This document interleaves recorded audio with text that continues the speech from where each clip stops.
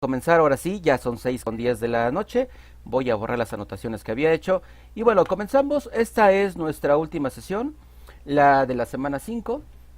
Vamos a ver, como ya comentaba, el mercado de capitales y de deuda. Empezamos con el financiamiento por capital, por vía capital de las empresas. Hemos visto ya diferentes tipos de financiamiento, cómo las empresas tienen riesgos en el mercado global, con los tipos de cambio, la especulación, que incluso es mala, como hemos visto en nuestro curso, es riesgosa la especulación para la empresa, porque eso le puede traer impedimentos para las importaciones o exportaciones. Claro que si nosotros exportamos es beneficioso para la empresa porque estarían, perdón, si exportamos es beneficioso porque podríamos beneficiarnos con el tipo de cambio externo. Pero si nosotros importamos tendríamos que pagar en la moneda extranjera y eso podría ser riesgoso sabiendo de la economía cómo se está comportando actualmente en México. Los tipos de cambio han estado incrementándose paulatinamente, suben y bajan, pero viendo la tendencia de este año y de varios años atrás, hemos podido darnos cuenta que en efecto vemos que no va no es un buen augurio, ¿no? El tipo de cambio. Así que eso es riesgoso para las empresas, pero otras lo pueden aprovechar, como hemos visto, en la especulación, la compra y venta de moneda extranjera, de la divisa.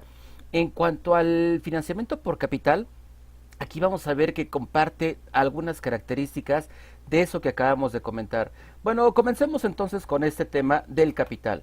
Cuando las empresas requieren de capital, requieren recursos para realizar sus operaciones, para comprar maquinaria, para invertir en capacitación a sus empleados, para sacar un nuevo producto a la venta, para expandir su empresa, para pagar otros pasivos que pudieran tener. Por supuesto, necesitan de recursos para que sigan operando normalmente. Y tienen algunas formas para obtenerlo. Hablando de capital, básicamente hay dos formas para poder allegarse de estos recursos.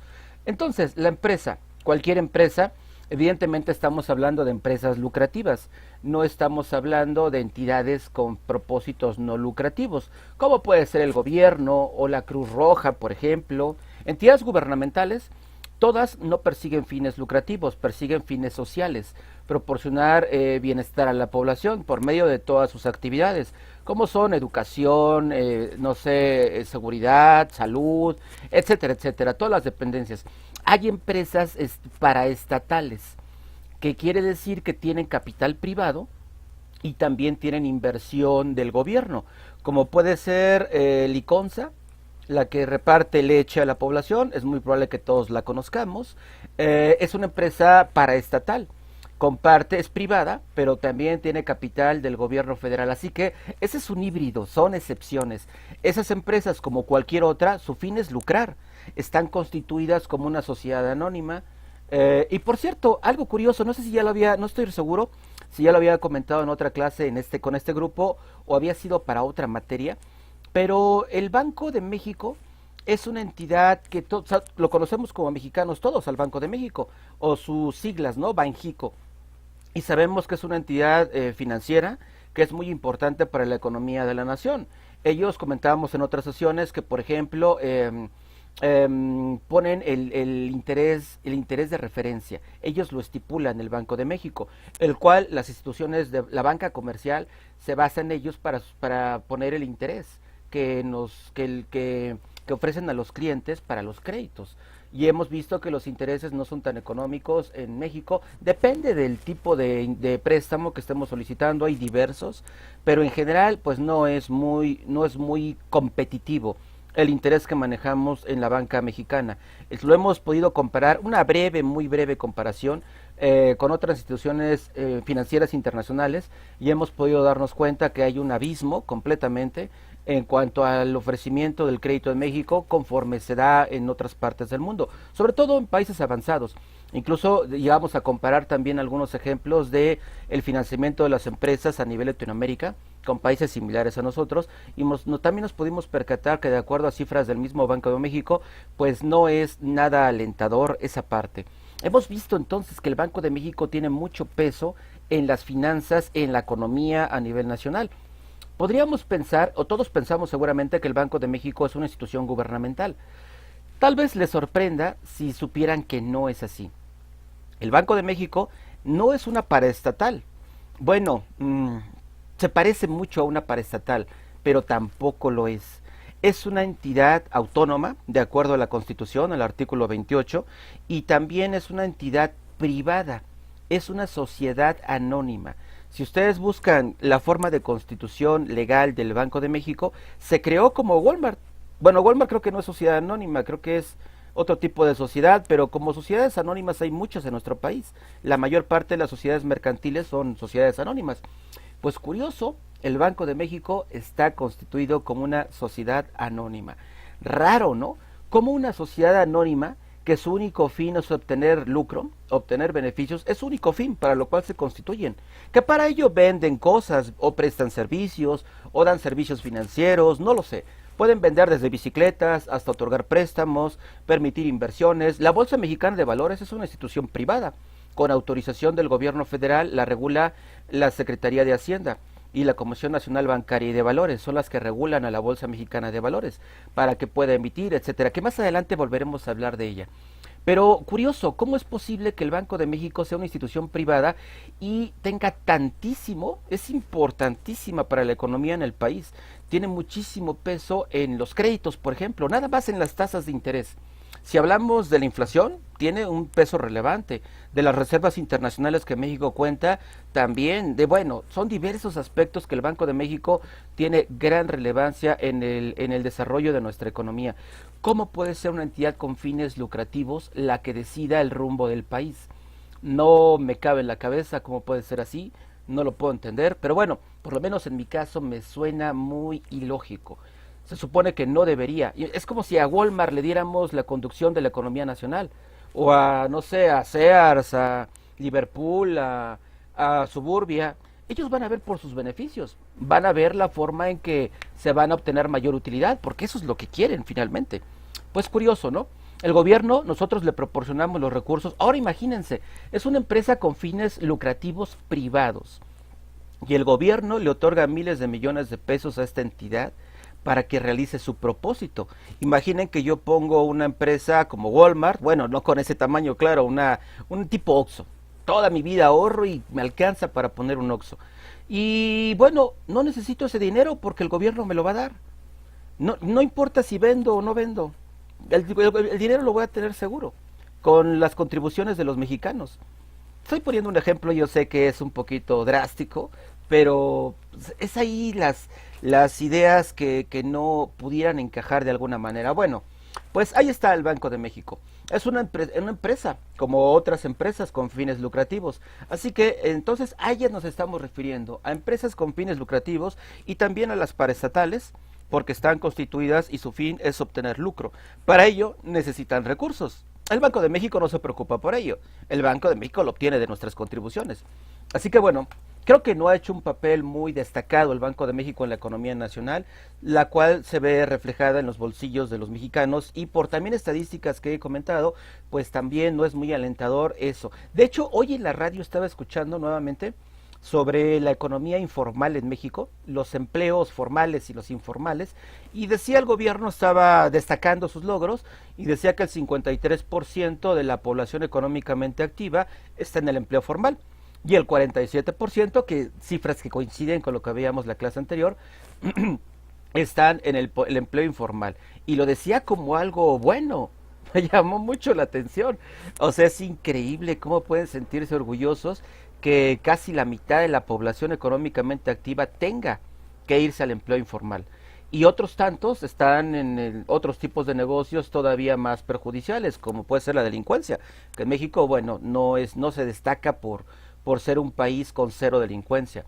Es todo lo contrario, desafortunadamente. Pero bueno, cifras curiosas que hace rato, a la hora de la comida, cuando salía a comer, escuchaba en el radio precisamente esa noticia. Lo que me llamó mucho la atención no es las cifras, porque ya las conocía, sino la forma en que te lo plantean, como algo muy bueno. En fin, creo que es todo lo opuesto desde mi punto de vista. Deberían de primero explicar por qué, dar una explicación válida, lógica, donde se vea que se está batiendo realmente esos problemas económicos de la población.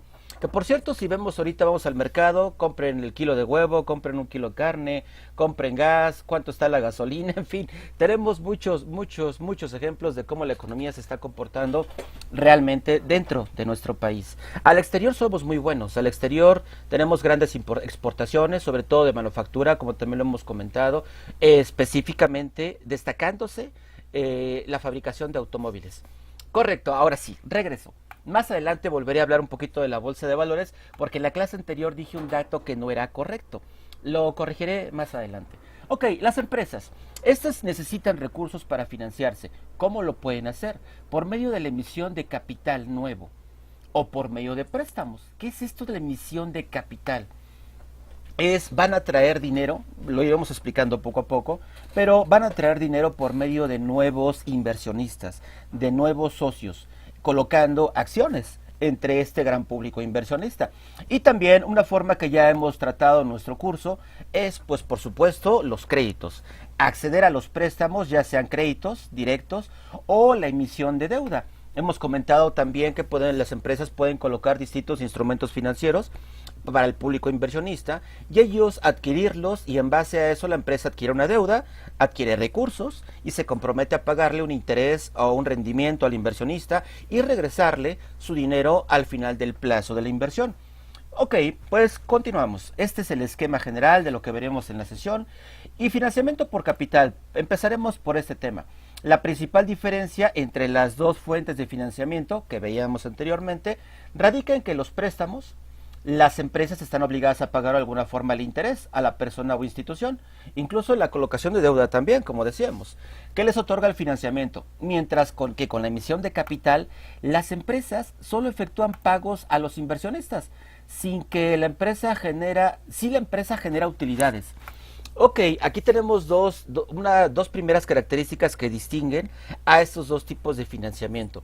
Es correcto, los préstamos en general, la empresa tiene que pagar un interés por esos préstamos, indiscutiblemente siempre lo tendrá que pagar y regresar el dinero que le prestaron, por supuesto. En cuanto a la colocación de acciones para atraer nuevos inversionistas, pues puede darse el caso que así sea. Bueno, si no atraes un inversionista, si no le vas a pagar un interés, pues el inversionista no va a ir a tu empresa. Pero puede ser que el inversionista, sin haber analizado muy bien a tu empresa, decida invertir, poner su dinero en tu empresa, comprando acciones. ¿Y qué tal que la empresa le va mal y no obtiene utilidades?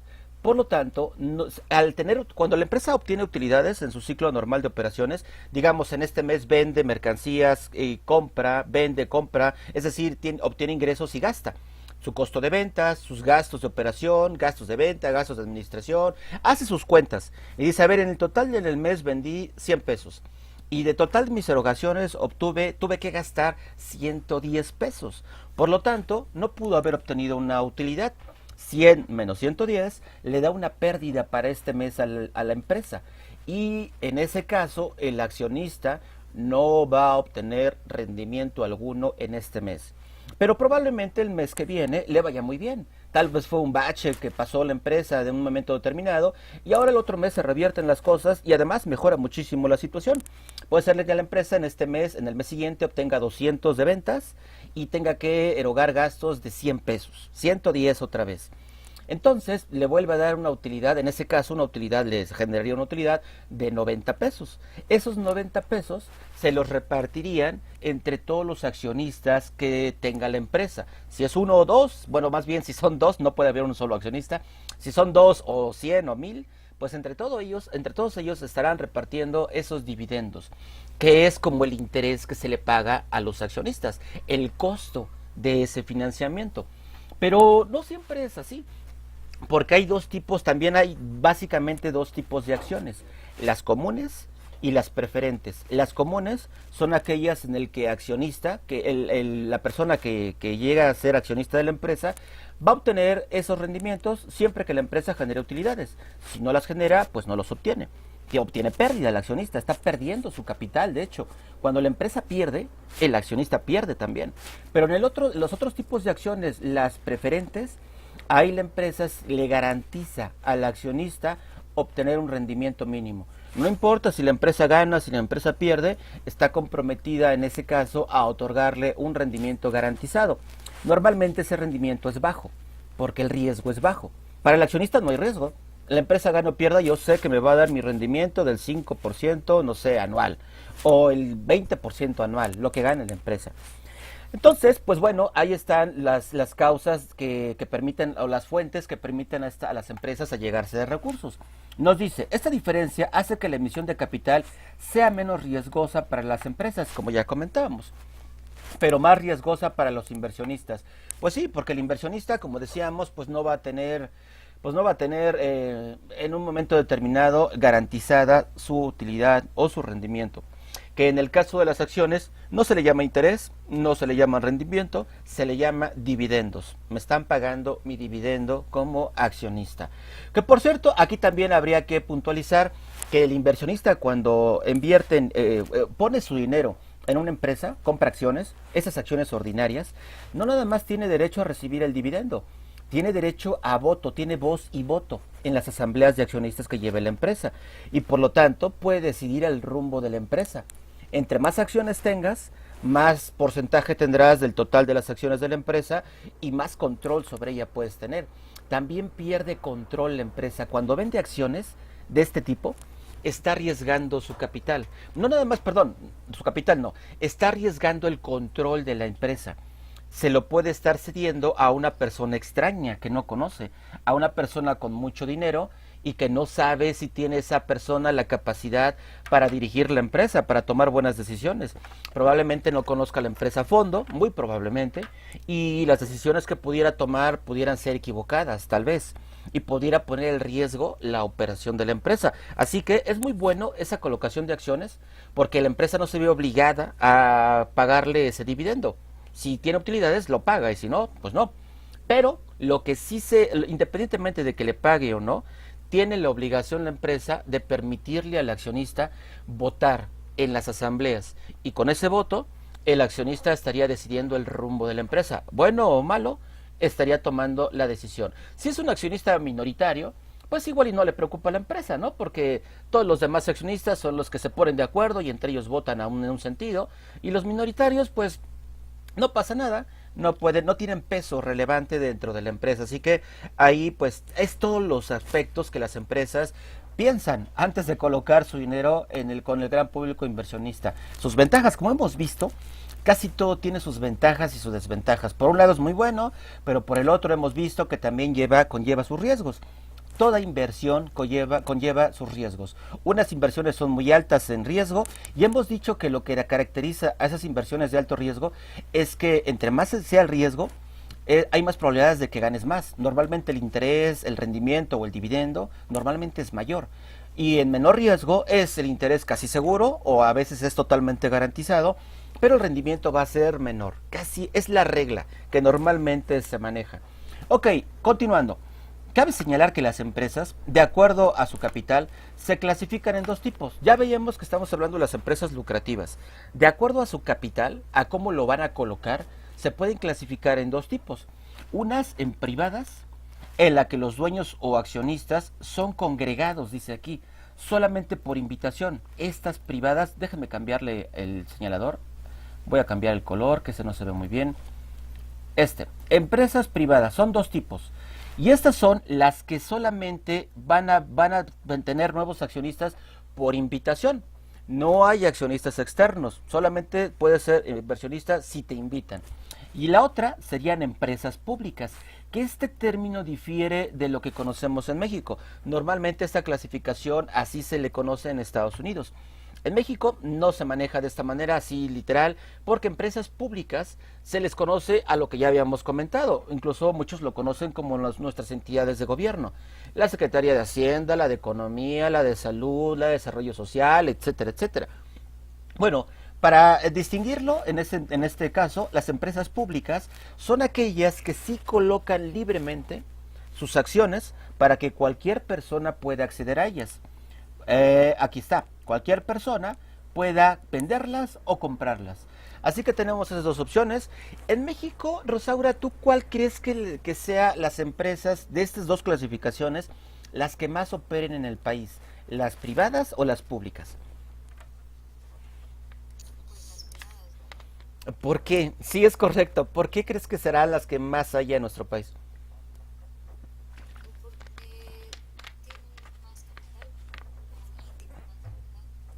Am, ok, pues bueno, sí, no necesariamente, las dos pueden tener un gran capital, las dos pueden tener esa, pues las dos tienen esa libertad también.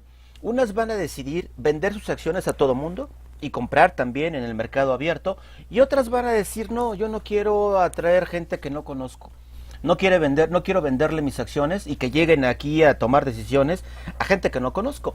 Unos ejemplos los hemos visto seguramente en la televisión, hemos escuchado en el radio, en el internet, hemos podido leer, ver o escuchar que hay algunos empresarios mexicanos, lo sabemos, que son poderosísimos, como Carlos Slim, como Jorge Vergara, el dueño de las Chivas, si no me equivoco. Yo leía una noticia, no sé si también se los comentaba en otra sesión, donde él quiso comprar al Real Madrid, si no me equivoco. Incluso también a un equipo de béisbol estadounidense, no me acuerdo cuál, pero no lo dejaron. Quiso comprar acciones y le dijeron, no, esas acciones no están al público, no están a la venta al público.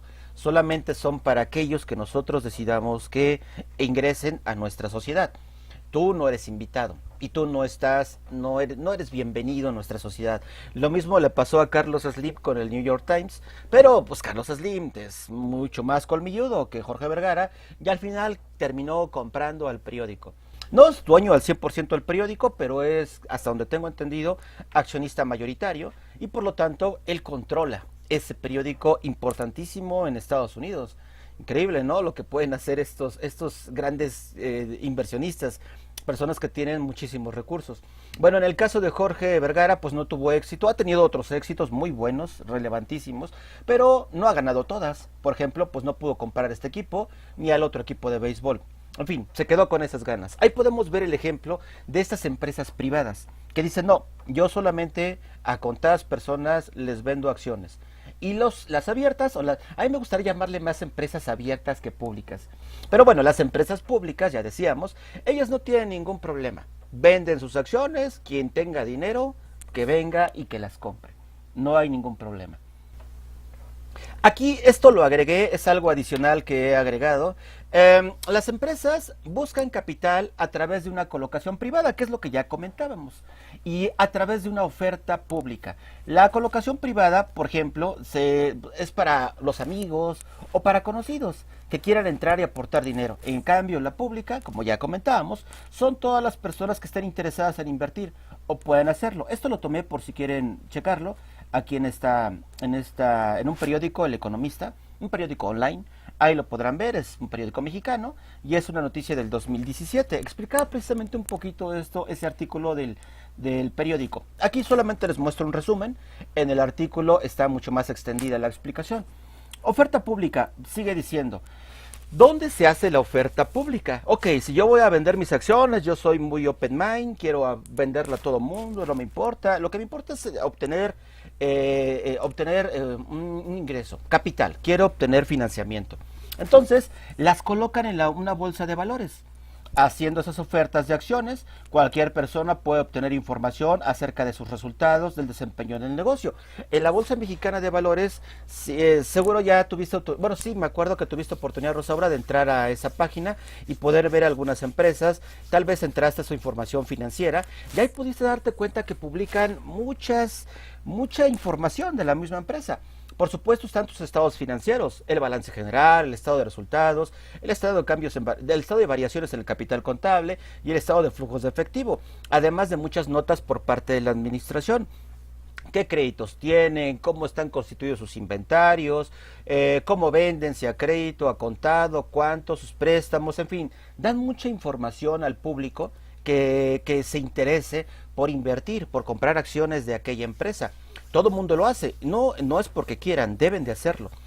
Si quieren estar en esa bolsa, tienen que proporcionar mucha información, transparentar toda esa información para que los posibles inversionistas tengan elementos para analizar toda su información por medio de índices financieros y también por medio de la información cualitativa, eso que explica la empresa. ¿Cómo va? ¿Cuánto se ha comprado otras empresas? ¿Si está fusionada con otras? ¿Cuáles son sus estrategias? En fin, nos dan mucha información muy valiosa. Bueno, también nos dice el periódico, El Economista, tiene que compartir sus resultados, sus estados financieros, ya decíamos, son trimestrales y anuales. ¿Es correcto? Para que cualquiera tenga conocimiento y vea cómo va el negocio. Y en base a ello, toma decisiones. Cualquier persona que compró acciones puede venderlas a otros inversionistas en esta bolsa de valores. Ahí se compran y se venden. Es el mercado, como cuando vamos a comprar carne, vamos al mercado de carne. Quiero comprar pescado, vamos al mercado donde venden pescados, diferentes tipos. Ahí venden acciones. Todos pueden tener elementos confiables, son confiables, porque están emitidos en base a las normas de información financiera internacionales. Por cierto, ahí la información que publican no está en base a las normas contables mexicanas, sino está en base a las normas internacionales de información financiera, que se supone son mejores que las normas mexicanas. Aunque las NIF mexicanas ya se han estado convergiendo, están en proceso de convergencia a ser iguales a las normas internacionales. Ya de hecho hay un gran avance en ello. Casi todas las normas mexicanas de contabilidad ya son iguales a las internacionales, aunque todavía no al 100%, pero ya hay un gran avance. Así que bueno, eso permite, como ya decíamos, evaluarlas a la empresa, financieramente hablando. En el mercado hay inversionistas, por ejemplo, hay unos que van de largo plazo, buscan invertir. ¿Recuerdan cuando poníamos el ejemplo de los bitcoins? Que les decía que yo iba perdiendo en ese momento, y creo que todavía sigo, bueno, no creo, sigo perdiendo, porque sigue a la baja el bitcoin, anda como en $8,000, cuando lo compré en 17,000, y había llegado a 20,000. Entonces, sigo perdiendo todavía en el bitcoin. Hice una inversión nada más de prueba, 10,000 pesos, y ahorita la última vez que chequé tenía algo así como 8,000.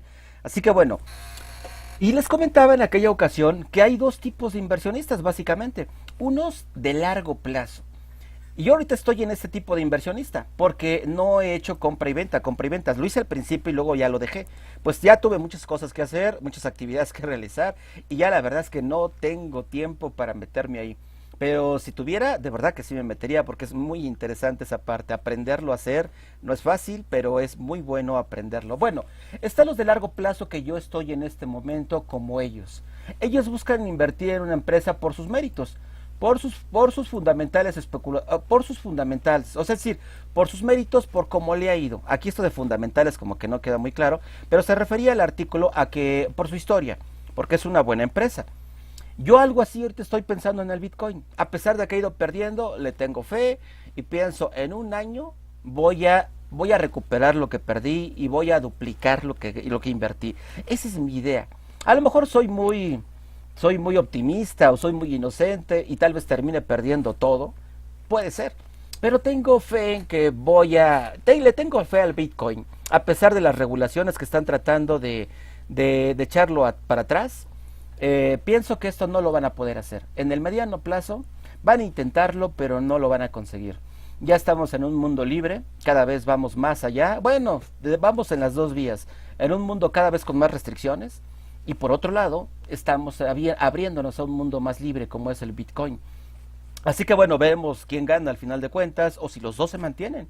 Lo más probable es que pase eso, que los dos se mantengan, que se compita el mundo regulado financiero contra el mundo no regulado financiero, donde los consumidores y los vendedores no dependemos de las instituciones de gobierno financieras como el Banco de México, el Banco Mundial, entre otras, que nos obligan a realizar cierto tipo de operaciones, con cierto tipo de restricciones. Ya veremos. Por el momento, en la bolsa de valores, por supuesto, aplica igual. Yo puedo invertir a largo plazo. Invierto en una empresa, yo le tengo fe, igual y ahorita va perdiendo. X empresa, por ejemplo, voy a poner un ejemplo que se me ocurre ahorita, Bancomer.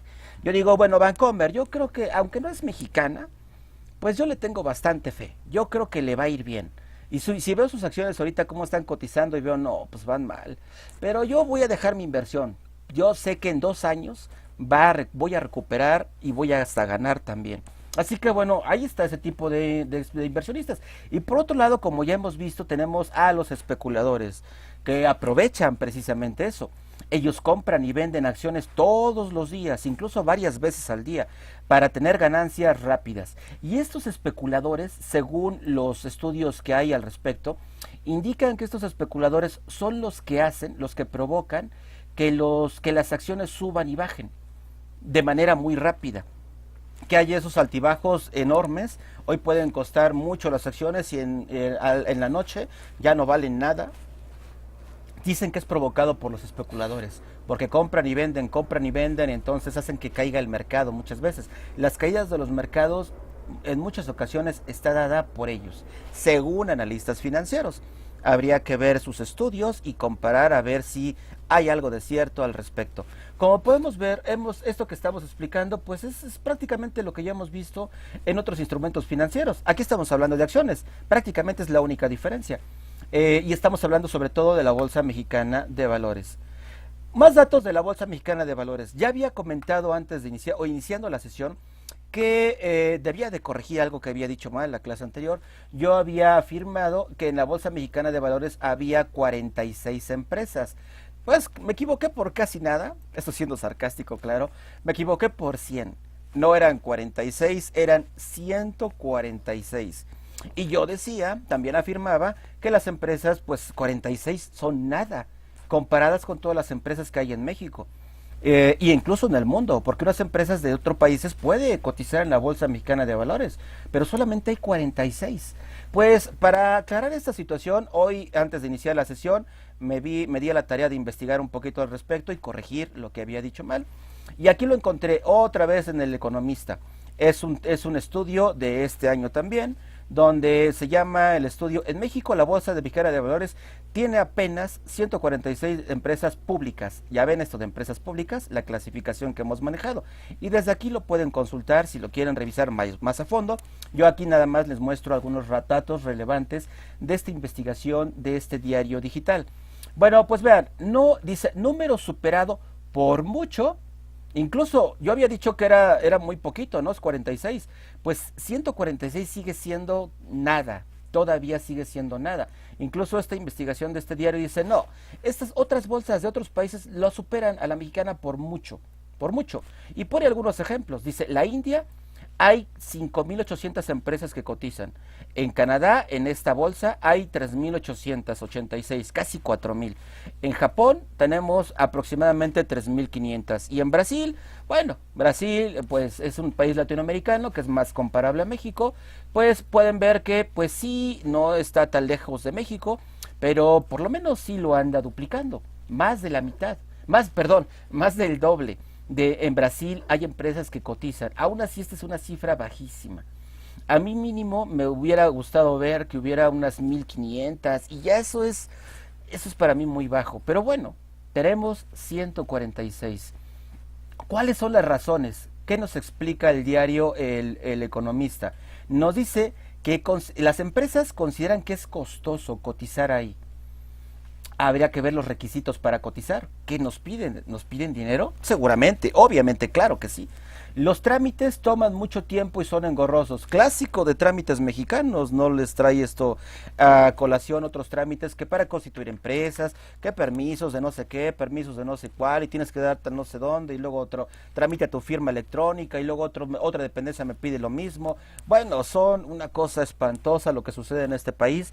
Seguramente, por lo que dice El Economista, pues pasa lo mismo en este caso y las empresas dicen no, es mucho burocratismo, no. Otra razón, dicen, es porque tienen que cumplir con cierto nivel de capital social. Es decir, tienen que tener un buen dinero de inversión en la empresa. Y además tienen que cumplir con la transparencia. Recuerdan que decíamos que las empresas ahí publican todos sus estados financieros, notas y explicaciones y demás. Muchas empresas mexicanas, dice este diario, que también se desaniman por la misma cultura empresarial que hay en nuestro país. En México no nos gusta hacer público nuestra información, porque desconfiamos de todo mundo. Tenemos desconfianza de todos. Digo, esa desconfianza creo que no ha sido una cuestión que sea inventada por el mexicano, sino nos la hemos ido asimilando con el paso de los años por diferentes circunstancias de nuestro país. Pues no hay tanta confianza. Imagínense que yo publico mis estados financieros en un portal de internet a donde todo el mundo tiene acceso. ¿Podrían hacer uso la delincuencia en nuestro país de esta información para secuestrarme tal vez? ¿Para robar mi empresa? Pues desafortunadamente soy muy mal pensado, yo lo sé, pienso que yo como empresario, si fuera ese el caso, pues sí lo pensaría, ¿eh? La verdad sí lo pensaría por ese lado, sí estaría algo desconfiado de poner la información a disposición de todo el público. Sobre todo si soy una empresa pues que me ha costado mucho. Hay muchas empresas mexicanas que son familiares. de poner en riesgo todo mi ahorro, todo mi patrimonio familiar, pues, y ya luego dejen del dinero, sino que luego es la propia seguridad de las personas, ¿no? Si por 2,000 pesos te están secuestrando en este país, los secuestros express, y luego hasta te matan, ni siquiera te entregan, piden el rescate, se los depositas, y luego pues ya, nunca te entregaron el secuestrado. Eso sucede desafortunadamente pues de manera cotidiana en nuestro país. Entonces, bueno, eso es lo que dice el economista. Bueno, lo último yo lo supuse, lo que nos dice el economista es esto, que no quieren transparentar su información. No creo que sea por flojos o por otra cosa, porque la tienen. Si son empresarios están obligados a tener toda esa información, pero no la quieren publicar.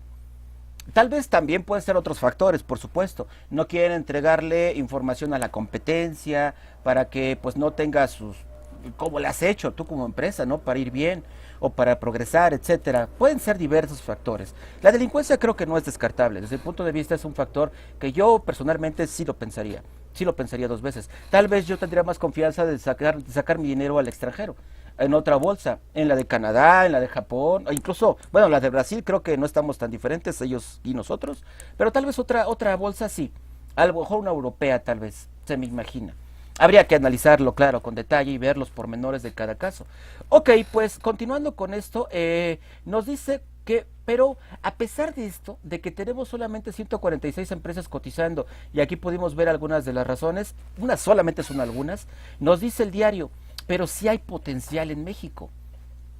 Hay casi 6 millones de empresas registradas. Registradas. Recordemos que la economía informal en México es enorme. Hay 6 millones de empresas registradas. De esas, 60,000 tienen el tamaño para estar en el mercado. Es decir, tienen esto. Tienen el capital social y más que se requiere.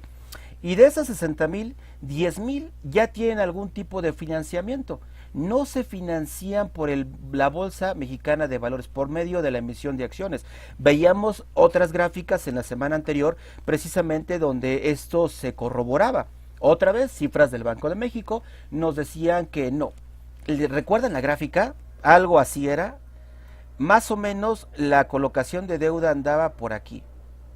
Y el crédito en el extranjero andaba arribita, pero apenas arribita. Luego estaba el crédito bancario y otros tipos de financiamientos. Pero sí, era de destacarse esta parte, que las empresas mexicanas, sí coincide con lo que dice también el economista, pues no lo hacen. Sí lo pueden hacer, pero no lo hacen. 10,000 bueno, 60,000, perdón, 60,000 por lo menos podrían estar cotizando. Y son las registradas, ¿eh? Solamente estamos hablando de las registradas, de las que están, digamos, en la economía formal. De las que están en la informalidad, tal vez otros 50,000, se me ocurre, no lo sé. Pero bueno, 60,000 sí lo podrían hacer, 10,000 de estas 60,000, de esas 60,000, 10,000.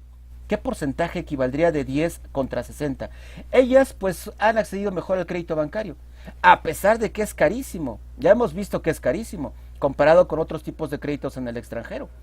Es muy caro. Sin embargo, pues dicen, pues prefiero pagar intereses en un banco que financiarme con recursos de posibles inversionistas emitiendo acciones. Y aquí vemos otra gráfica, ya no es del periódico El Economista, sino esta la tomé, ya no quise llenarlos de links, pero de otro, El Financiero, del periódico El Financiero. Y pueden encontrar, no sé, seguramente no lo alcanzan a ver bien, pero bueno, aquí nos ponen varias casas de bolsa en el mundo. Vemos la India, otra vez la India liderea en su gráfica del Financiero, al igual que en el del Economista. La India liderea las empresas que hay cotizando en ese país. Interesante, ¿no? Tenemos a otros, Texas, Japón, no estoy seguro, no lo alcanzo a ver bien. En fin, vemos cuántas empresas cotizan. Después de India, que tiene 5,000 y tantas, después ya vienen otras con 3,500, 3,200, 2,300, etcétera. Y aquí está la de México. Aquí la podemos ver igual, sí coincide, 143 empresas las que están cotizando. Luego por debajo de México tenemos a Argentina, a Colombia. Ahí no alcanzo a ver bien quién es, de aquí abajo.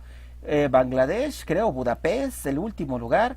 En fin, pues estamos todavía lejos, muy lejos de una cotización como deberíamos de tenerla, que sería muy buena para nuestra economía.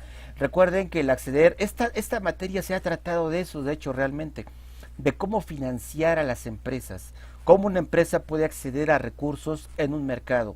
Y hemos visto diferentes opciones, incluso con la especulación, que es algo malo por un principio, pero también incluso podríamos aprovechar esa parte. Falta cultura, falta conocimiento, falta capacitación, falta apoyo gubernamental, la cultura del empresario mexicano tal vez también, como hemos comentado, posiblemente influya, la delincuencia nunca puede quedar fuera del éxito empresarial y la economía en un país. Desafortunadamente esa está en todos lados. La delincuencia y la corrupción son cánceres de cualquier economía en el mundo, y México tenemos diversísimos ejemplos sobre ese mal que nos acecha.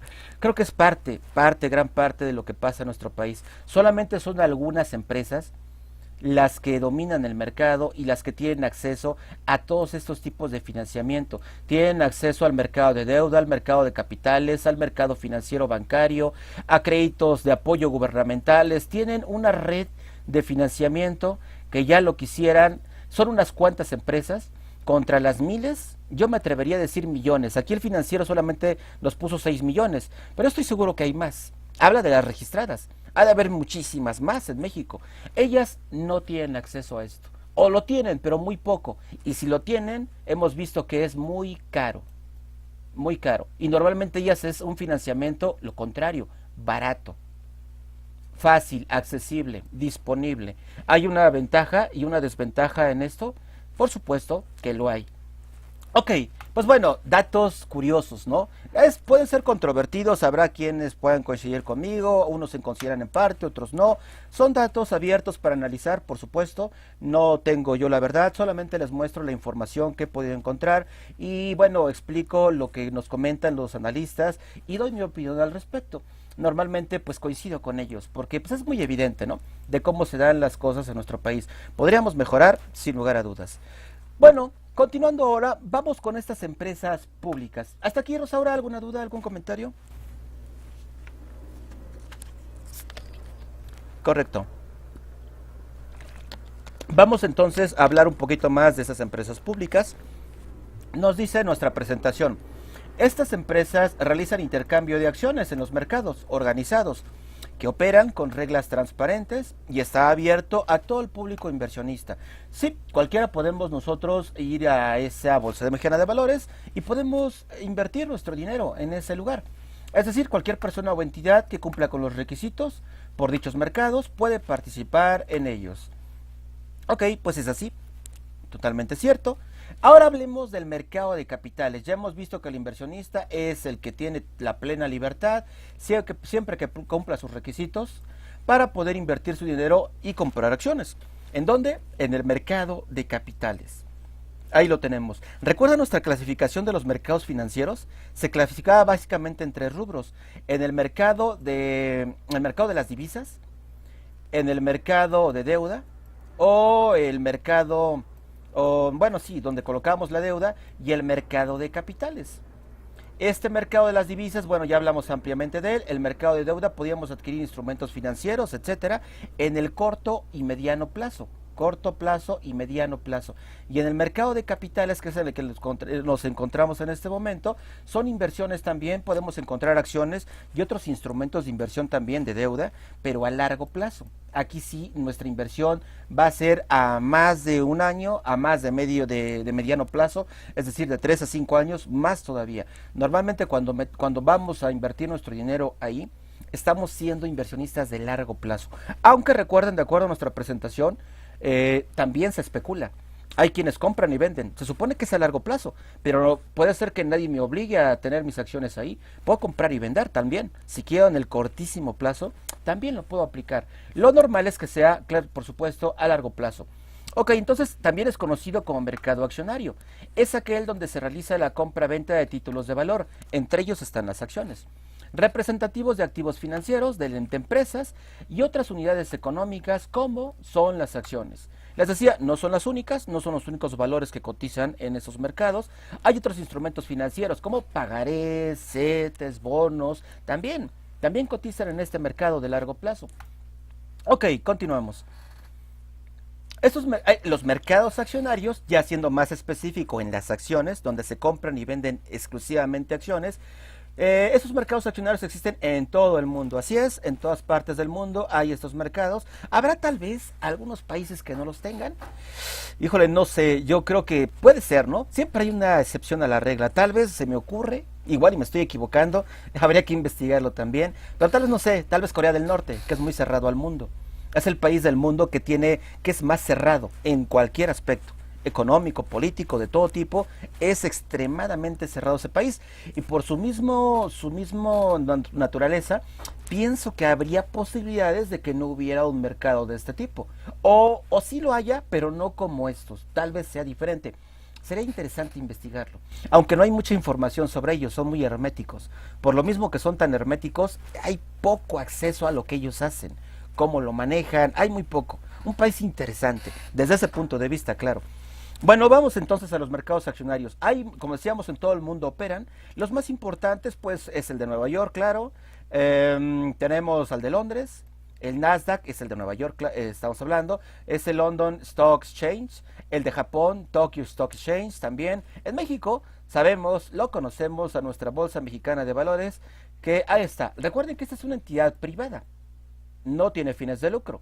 También es una entidad muy importante, no como el Banco de México, ¿eh? No tiene el peso del Banco de México, pero sí es una entidad también bastante interesante, importante para las empresas. Mercado de capitales. La compraventa de acciones se puede llevar aquí estaba, llevar a cabo a través, bueno, a través, aquí déjenme quitarle esto, la presentación trae un error de redacción. Ok, se puede llevar entonces a través de los mercados primarios y los mercados secundarios. Los primarios son aquellos donde se emiten las acciones por primera vez, digamos que son acciones nuevecitas. Y los que se negocian en mercados secundarios son aquellos que ya esas acciones se han estado comprando y vendiendo, se compran y se venden, han tenido mucha movilidad dentro del mercado. Se compraron y se vendieron por muchas ocasiones. Así que ya se ha hecho muchas ofertas públicas y privadas. Estos son nuevas acciones, y estas son las que ya están circulando desde hace un buen tiempo. Se ha negociado mucho con estas acciones y estas son nuevecitas. Así que serían las dos definiciones de mercado primario y mercado secundario de capitales.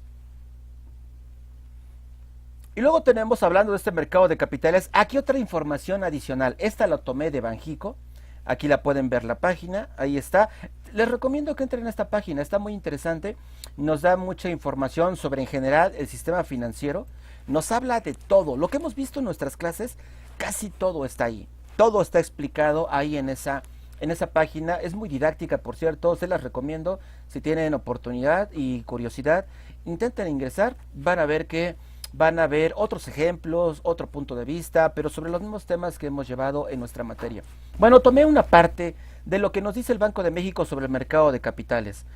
Nos dice que en la Bolsa Mexicana de Valores no solo se pueden encontrar empresas nacionales extranjeras, como ya decíamos, de las 146 que cotizan ahí, no son mexicanas todas. La mayoría son extranjeras o de procedencia extranjera, porque por ejemplo la Coca-Cola es una empresa mexicana. Vamos, constituida bajo las leyes de México, es mexicana, pero no es mexicana, o sea, déjenme explico, es legalmente mexicana, pero de origen, de capital y de dueños extranjeros, por supuesto, de Estados Unidos. Así hay muchas empresas que están ahí, puede ser Bancomer, me parece que está Gruma sí es mexicana, claro, creo que está Cemex también, si no me equivoco, Cemex sí es mexicana, y otras empresas. No me acuerdo ahorita de algunas extranjeras, pero hay varias. Hay instituciones, creo que está HSBC también ahí cotizando, Banorte como empresa mexicana está ahí. En fin, tenemos mexicanas, netamente mexicanas, y otras que son mexicanas y que son de origen extranjero. Muchas también hay de ese tipo. Así que bueno, incluso no solamente esas nacionales, mexicanas o de origen extranjero, hablamos que son nacionales, como la Coca-Cola. Pero también tenemos otras que no están constituidas bajo las leyes mexicanas. Pueden ser extranjeras. Tal vez eso no lo sabían. Que en esa lista de cotización no encontramos esas empresas extranjeras. Están en un apartado aparte, en un lugar aparte, mejor dicho, de la Bolsa Mexicana de Valores. Donde buscamos listar empresas donde le damos listar empresas, nos aparecen estas. Pero hay otro apartado de la bolsa de valores donde podemos encontrar a estas extranjeras, que no están aquí en México, no están legalizadas como mexicanas, no se constituyeron con las normas, con las leyes mexicanas. Esperen un momento.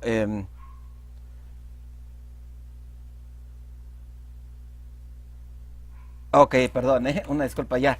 Me llegó un aviso. Ok, entonces les decía, también están esas extranjeras. Eso es algo nuevo. Podemos invertir entonces nuestro dinero en empresas mexicanas o podemos, desde la Bolsa Mexicana de Valores, o podemos invertir nuestro dinero en esas empresas extranjeras que también están cotizando en la Bolsa de Valores de México. Dice aquí, por ejemplo, déjenme borrar esto. Y continúo con la explicación del Banco de México. Nos dice que no se pueden cotizar las empresas nacionales o extranjeras que acudieron a la bolsa para recibir, recabar capital, sino también acciones de otros medios internacionales. A eso es lo que me refería.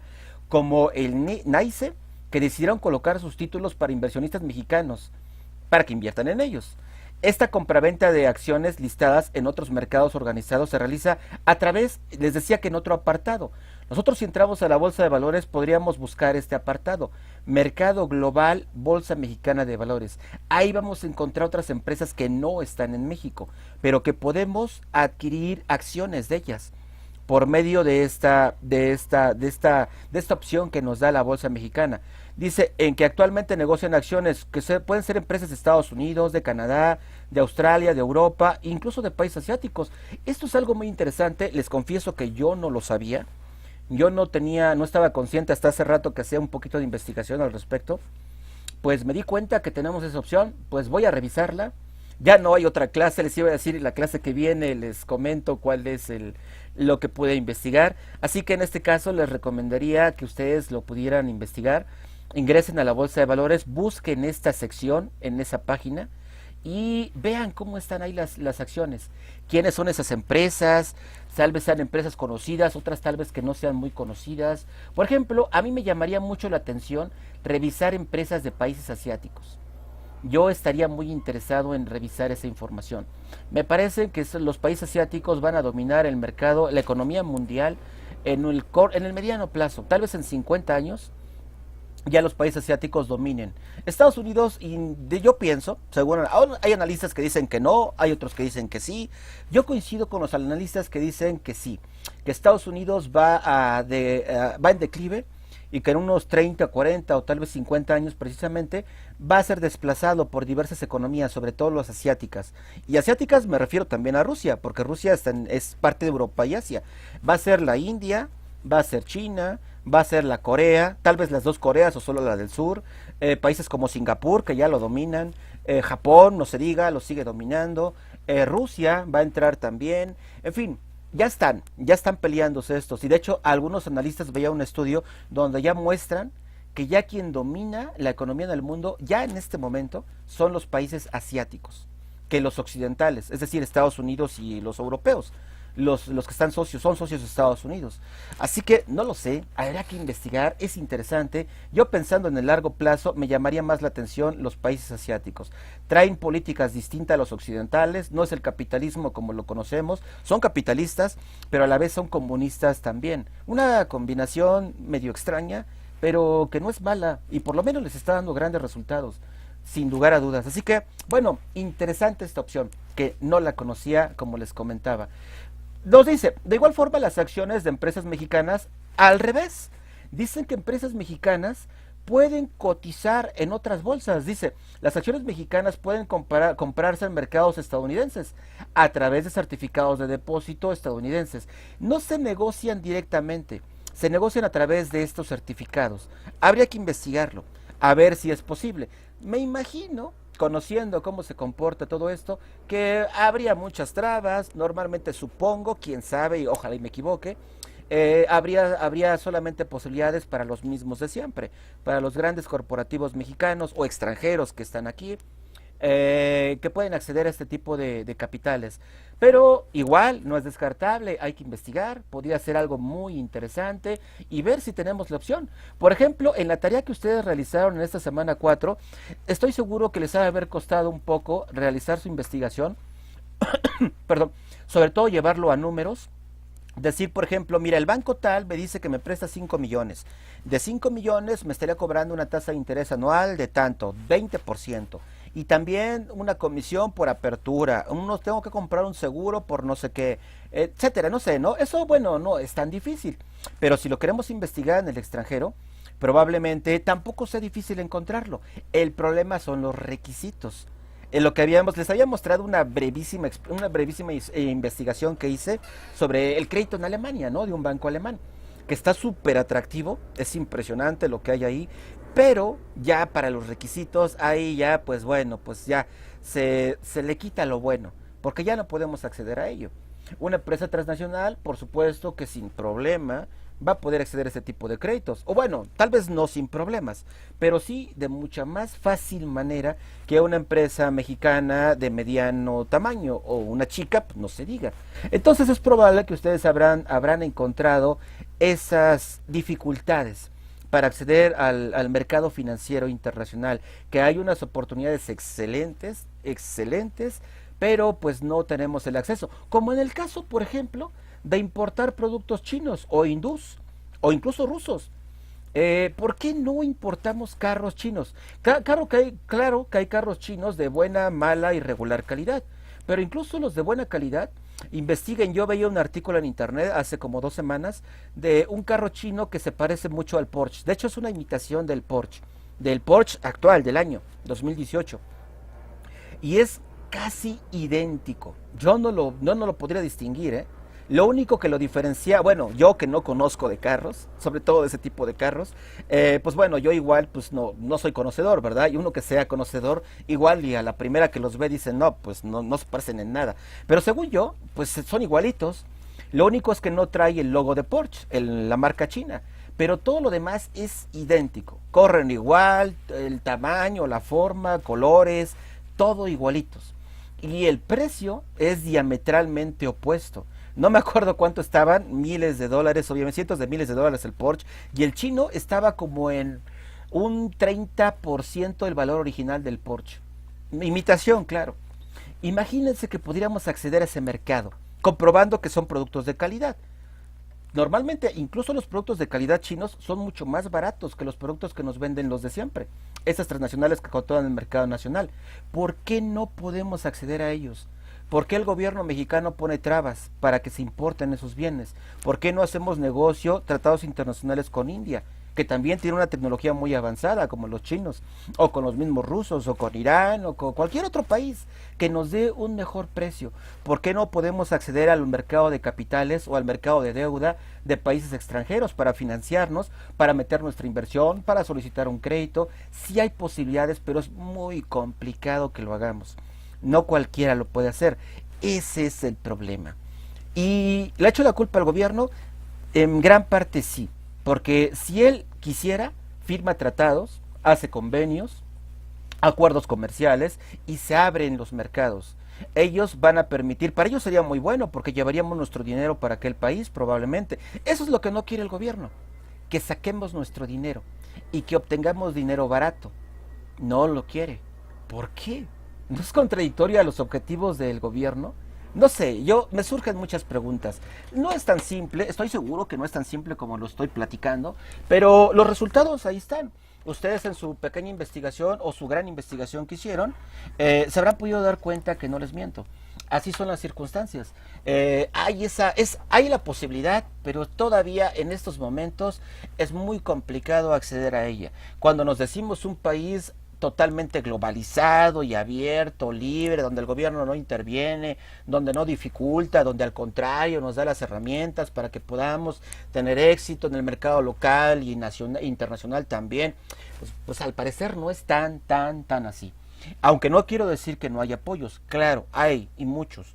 E incluso algunos trabajos de ustedes me ponían, por ejemplo, apoyos gubernamentales como para mujeres, emprendedoras, NAFIN, por supuesto, el gobierno del Distrito Federal también otorga créditos. He tenido oportunidad también de investigar algunos de esos financiamientos. De hecho, tomé unos cursos en NAFIN, unos cursos de diversos tipos, y también en el gobierno del DF estuve viendo para los emprendedores y demás. Es un tema que me interesa mucho. Y sí hay apoyo, pero no como para reactivar la economía, no. Estamos muy lejos de ello. Pienso, Si no, nuestro país estaría en otra circunstancia muy distinta. Las pruebas ahí están. O sea, al final lo que podemos medir son los resultados. A lo mejor no tengo los datos yo para decirles, porque luego no hay datos. Ya ven que les he quedado de ver algunos datos donde no los he podido encontrar. Luego no hay la información de manera detallada. Pero de todos modos, los resultados los hemos podido analizar y podido comparar algunos donde se ve, ¿no? Se ve cómo se comporta nuestra economía. Ok, ahora seguimos todavía con el mercado de capitales. Interesante lo que nos decía el Banco de México. Me parece muy interesante en su estudio sobre este tipo de mercado. Mercado de capitales. Entonces, en este mercado, los títulos, las acciones, se les conoce como títulos, como valores o como acciones, que se comercializan, pueden clasificarse en estos tipos. Por el emisor. ¿Quién emite las acciones? ¿Son empresas privadas? Ya sea, recuerden, bueno, aquí una pregunta. En las empresas privadas, recuerdan que en diapositivas anteriores veíamos que se clasifican en dos, unas que son públicas y otras que son privadas, por así decirlo. Las empresas que son privadas no ponen las acciones a la venta de cualquiera, decíamos. Esas no las ponen a la venta a cualquiera. Las que son públicas sí, estas las venden a quien sea, quien se interese. Estos no, estos nada más están restringidos para uno, dos, tres personas, algunos amigos, etcétera. Estas empresas privadas, por la misma definición, no podrían estar en este mercado. En este mercado de capitales no pueden estar, solamente pueden estar estas. ¿Por qué? Por su misma naturaleza. Ellos no están dispuestos a vender sus acciones a todo mundo. Por lo tanto, no pueden comercializarlas en el mercado de capitales, porque ahí todo mundo es libre de ir y adquirirlas. Así que bueno, una breve precisión sobre ello. Solamente están esas empresas públicas, que claro, son privadas.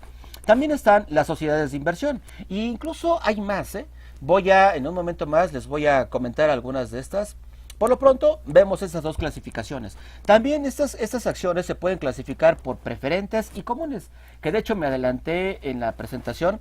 Ya les comentaba que las acciones preferentes son aquellas que se pueden vender y uno como inversor las puede comprar y que te garantizan un interés fijo.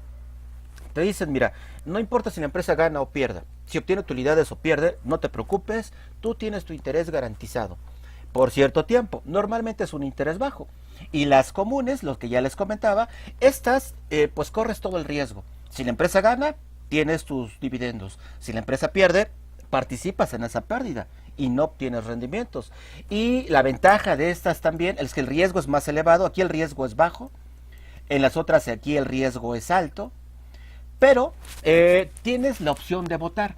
Puedes votar.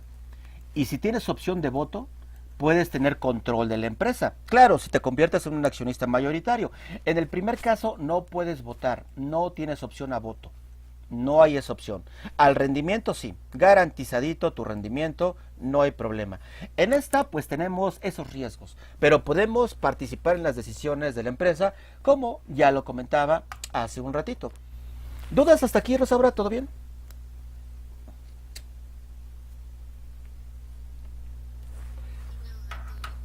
Correcto, si no hay dudas, continuamos. Y luego los participantes. Los participantes, ¿quiénes son? ¿Quiénes son los que están en ese mercado? Bueno, tenemos a los intermediarios bursátiles. Siempre hay un intermediario, ¿no? Tenemos a los inversionistas, por supuesto, y tenemos a las entidades que emiten esos valores. Es decir, aquí están las empresas, sociedades de inversión, quienes emiten las acciones. Tenemos a los que están interesados en comprarlas, pero normalmente no se las compran de manera directa. Imagínense, yo incluso cuando era estudiante de secundaria o preparatoria, créanme que alguna vez me lo llegué a preguntar. Yo decía, pues, sin saber nada de esto, yo me preguntaba, ¿y si yo voy y toco la puerta de una empresa, por ejemplo la Coca-Cola? Yo siendo sin saber de esto, pues yo sé que es importante esa empresa. Voy y toco la puerta, y de veras lo pensé, se los confieso, es una idea muy inocente. Pero yo pensaba que podría ser así. Yo sé, imagínense que yo tengo mucho dinero, voy y les toco y les digo, oye, yo quiero ser aquí, quiero hablar con tu administrador, el mero mero de aquí, porque tengo mucho dinero y quiero hablar con él para que entre él y yo acordemos una compra-venta de acciones. Lo podría hacer así. Si es una empresa que vende acciones solamente a unos cuantos, y si me conocen de muy de cerca, pues probablemente, posiblemente, muy lejana la posibilidad, pero pudiera ser, que a lo mejor pudiera ser, ¿no? Que pudiera darse el caso. Lo más probable es que no me dejen ni entrar ni a la recepción. Obviamente me va a decir, este no sé quién es, no, estás loco, no me van a dejar. Es lo más probable. Si yo quiero comprar, no puedo ir con esa empresa. Tengo que ir con otra persona al mercado. Es como cuando vamos a... Porque por cierto, esto se está dando mucho ya en otras operaciones de compraventa. Hace poco, en enero, específicamente en enero, dije voy a cambiar mi laptop. Y mi laptop no es vieja, la compré el año pasado. Y más o menos con buena capacidad, o sea, está bastante bien. Pero quería comprarme una de las mejores, según yo. Dije una, pero buenísima. Que la encienda y ni un segundo pase ya haya arrancado todo. Obviamente estoy exagerando, ¿eh? No sé si haya computadoras así, pero de verdad quería una muy buena. De acuerdo a mis posibilidades, claro, ¿no? Y dije, bueno, voy a investigar. Y me di a la tarea de investigar en internet. Dije, a ver, qué computadoras, qué modelos, capacidades, procesador, memoria RAM, disco duro, aditamentos que contiene, garantía, obviamente el costo, la marca, en fin. Estuve haciendo mi investigación, hice una investigación bastante exhaustiva, me llevé, no sé, unos 4 días aproximadamente, y yo dije, pues la voy a comprar directamente en la fábrica, ¿no? Si quiero algo barato y bueno y novedoso, pues qué mejor que con la fábrica. Entré a las páginas, después eso se me ocurrió, porque entré a Mercado Libre, a empresas que las venden, no sé, como Liverpool o Amazon, Lino, otras que investigué por internet, las clásicas, ¿no? Y bueno, pues ahí encontré de todo, ¿no? Unas mejores, otras regulares, otras de mejor precio, unas usadas incluso, también muy buenas, pues de todo un poco. Y dije, no, ¿sabes qué? Voy a la fábrica. Hagan de cuenta como esto. Yo como inversionista quiero ir directamente con la fábrica y a ellos les quiero comprar directamente, quienes emiten el producto. ¿Tú qué crees, Rosaura? ¿Pude comprarlas directamente con la fábrica o no? Es decir, con la empresa HP, con Lenovo, con Dell, con Apple. ¿Se puede? Me parece que, bueno, Dell y Lenovo ya lo puedes hacer directamente, pero, o Ok. sea, aún así no, tan directos, es como, ay, no sé cómo explicarlo. Tú la puedes armar y te dan como mejores precios, Ok. pero no es ¿No es una tan directo. compra-venta abierta?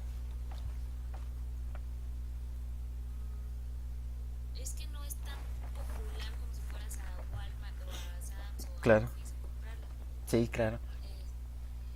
Pero si te metes a Dell, checas incluso las promociones, tú la vas armando, porque yo así la hice, necesitaba que tuviera tarjeta de video más especializada y todo eso, y me salía mucho más barata a que Sí. si la compraba en un Office.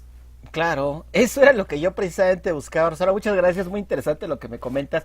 En efecto, yo busqué en varias y la mayoría me decía, no, ¿quieres comprar? Me decía, esta es una lista de distribuidores. Cuando yo le daba clic en comprar, me aparecía en la lista de distribuidores en la gran mayoría de los equipos y dije, uff, no puedo comprarla con ellos. Pero sí, tienes razón, encontré a Lenovo. Y en Lenovo sí la podía comprar de manera directa, pero me tardaba más de un mes en hacer la entrega. Dije, bueno, no me urge. O sea, yo tengo mi lápiz, la verdad que trabaja muy bien y todo. Y como quería una muy buenísima, según yo, eh, y Lenovo me la daba a muy buen precio directamente con la fábrica. Dije, no importa, me tardas mes y medio, la compré. Y me rechazaron la compra. No fue, bueno, ya después pues vi que investigué si era por mi banco me había bloqueado mi dinero o algo por el estilo. Pues nadie supo. El banco dijo, no, aquí no se te bloqueó nada, tienes abierto tu dinero, puedes comprar por internet. Porque bueno, yo ya había visto eso con el banco anteriormente. Así que, total que no la pude hacer. Después me comuniqué con Lenovo, me dijeron que me iban a dar una nueva liga para volver a hacer el pedido y no me la volvieron a dar. Total que pues tristemente no la pude comprar en Lenovo y ahorita pues ya la verdad se me olvidó, se me pasó la emoción y ya no le he hecho el intento de volverla a comprar. Sí hay, otra vez volvemos a lo mismo, sí hay posibilidades, pero no es tan fácil. Hay que buscarle, hay que invertirle tiempo, hay que pasar por algunas penurias y es posible que lo encontremos. Esto lo llevo a colación como algo parecido, parecido, tal vez muy lejano en su esencia, pero sí es parecido a lo que hemos visto en nuestros temas, la dificultad que tenemos para acceder a ello. Por ejemplo, si fuéramos Liverpool o vamos, no sé, Office Depot, es más fácil que Office Depot le haga un pedido a Lenovo y que Lenovo se lo entregue en 3 días. Estoy casi seguro que lo haría así. Obviamente Office Depot le compraría yo no sé cuántos equipos, 1000, 2000, 5000, 100,000, yo qué sé, contra un equipo que una persona cualquiera le quisiera comprar, pues no le resulta atractivo a Lenovo, ¿no? Obviamente esa es la razón lógica, que dice, no, pues no te voy a vender a ti, voy a vender yo por cantidad. Así que bueno, pues eso algo pienso que también aplica en estos mercados financieros. Normalmente las oportunidades se dan a los grandes, a los que tienen grandes recursos y tienen más garantías de pago, son más confiables, por supuesto, para los vendedores. Y pues ahí se lleva el negocio, ¿no? Se piensa en el negocio. Como cualquier empresa lucrativa, pues lo único que importa es el negocio. Si nos deja más, nos olvidamos de aquellos y nos vamos con los grandes. O como el caso del aguacate que platicábamos. Probablemente sea más rentable exportarlo que venderlo aquí. Mandamos el mejor aguacate al extranjero a un precio competitivo internacional y los productores se llevan una gran ganancia por eso, que venderlo en territorio nacional. Aquí en territorio nacional se sigue vendiendo el aguacate, ya bajó de precio, cierto, pero son aguacates, bueno, por lo menos los que yo he tocado, me ha tocado ver, son aguacates a la mitad del tamaño normal, chiquitos, ya medio casi pasaditos, todavía están buenos, pero ya 1 o 2 días ya se pasaron. Nos dan el producto, el malo, porque no es un buen negocio. Dicen, sí gano, pero pues te doy ahí lo que sobra. Y a aquellos que son grandes compradores con dólares y con euros, pues a ellos sí les vendo, ¿no? Al precio que ellos están acostumbrados a pagar. Y es una gran ganancia para el mexicano, porque como decíamos, cuando nosotros exportamos, atraemos divisas y lo vendemos muy probablemente en el precio de aquel lugar del mundo donde se está pagando la moneda. Algo parecido. Supongo que si hilamos todos los hilos, los conectamos todos los hilos, vamos a darnos cuenta que tal vez la situación vaya por ahí. Bueno, pues regresando a nuestra presentación, algo parecido sucede. El inversionista no puede comprarle directamente, por lo tanto está bloqueado. Tiene que ir con un intermediario. Todo empieza con él, empieza con la empresa. Esta empresa pública emite sus acciones o emite sus instrumentos de inversión y los coloca en el mercado de capitales, los intermediarios bursátiles. En el caso de las acciones, sabemos que es la Bolsa Mexicana de Valores. En el caso de otros instrumentos de inversión, son las bolsas de valores que hay en nuestro país. Las bolsas de valores hay muchas. Les decía, los bancos casi todos tienen su bolsa de valores. Aparte que son bancos, también están como bolsa de valores. En fin, ahí tenemos el mercado, ahí se cotizan. Ellos obviamente cobran una comisión a esta empresa que los está colocando ahí. Él va a hacer el trabajo en ese mercado de vendernos. Nos dice, mira, inversor, tengo todos esos instrumentos, escoge el que más te convenga. La empresa X lo está emitiendo con una tasa de interés de tanto, la otra con otra tasa. Pero esta es de renta fija, la otra es de renta variable. Una es a 2 años, otra es a 5 años. Nos ofrecen diversas condiciones en esos instrumentos. Así que el inversionista dice, pues ¿cuál será mejor? Pues checa todo lo que hay ahí y decide cuál es mejor.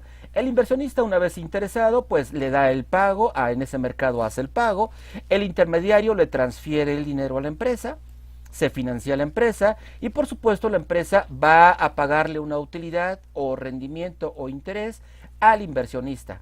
Ya rayé mucho la pantalla, igual y ya lo hice más confuso que más didáctico, pero bueno, más o menos es como se lleva a cabo las operaciones en estos mercados de capitales o de deuda. Aquí nos dice intermediarios bursátiles. Puede ser la bolsa, puede ser el mercado de deuda. Normalmente se les llaman brokers a estos tipos que hacen estas negociaciones. Compran, venden.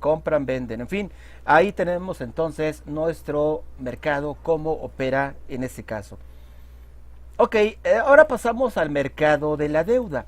Dejando un poquito las acciones, ahora vamos con el de la deuda. Nuevamente, esto lo estamos retomando porque ya lo habíamos comentado en otras sesiones. Así que, hablando de esto un poco, nos dice, cuando las empresas privadas o públicas, aquí pueden ser públicas o privadas. Necesitan financiamiento, ya sea para realizar un proyecto de inversión. En el otro caso, recuerden, las empresas privadas no pueden estar en ese mercado de acciones porque no quieren vender sus acciones a cualquiera. En este caso sí pueden estar, tanto las privadas como las públicas. Pues también necesitan financiamiento, ya sea para un proyecto de inversión, para mantener sus propias actividades, es decir, a lo mejor no me alcanza para pagar los salarios de los trabajadores. Imagínense ese caso, que como empresario llega la quincena y tienes que pagar salarios y no te alcanza. ¿Habrá casos que pase así? Pues yo supongo que ha de haber casos, ¿no? Y no me ha tocado ver, pero debe de haber, por supuesto. Va a ser una buena cantidad de estrés para el administrador de la empresa, el responsable de ello. Pues ¿cómo le hace, no? Pues vas a obtener un crédito de inmediato. No puedes dejar de pagar los salarios, puedes dejar de pagar a tus proveedores, puedes dejar de pagarle al SAT los impuestos, pero no puedes dejar de pagar al banco los intereses del préstamo que te hizo, pero a tus trabajadores no puedes hacerlo. Y si lo haces, te puedes meter en un problemón, un problema muy fuerte. Así que bueno, para muchas cosas se necesita el dinero, ¿no? Para conseguir recursos, bueno, pues podemos conseguirlos a través de un préstamo. Y este préstamo podemos obtenerlo por medio de un banco, claro, o a través de la emisión de un instrumento de deuda, en cuyo caso se recurren en esos instrumentos de deuda, en cuyo caso recurrimos, por cierto, al mercado de deuda. Continuamos. Entonces, este mercado de deuda son los lugares, aquí le llaman los foros, espacios físicos o incluso virtuales, también lo podemos hacer por medio de internet, colocar esa deuda, y el conjunto de reglas son esos espacios físicos o virtuales con sus reglas que permiten a los inversionistas, a los emisores y a los intermediarios, como ya vimos en la diapositiva anterior a la anterior, cómo se compone, es igualito.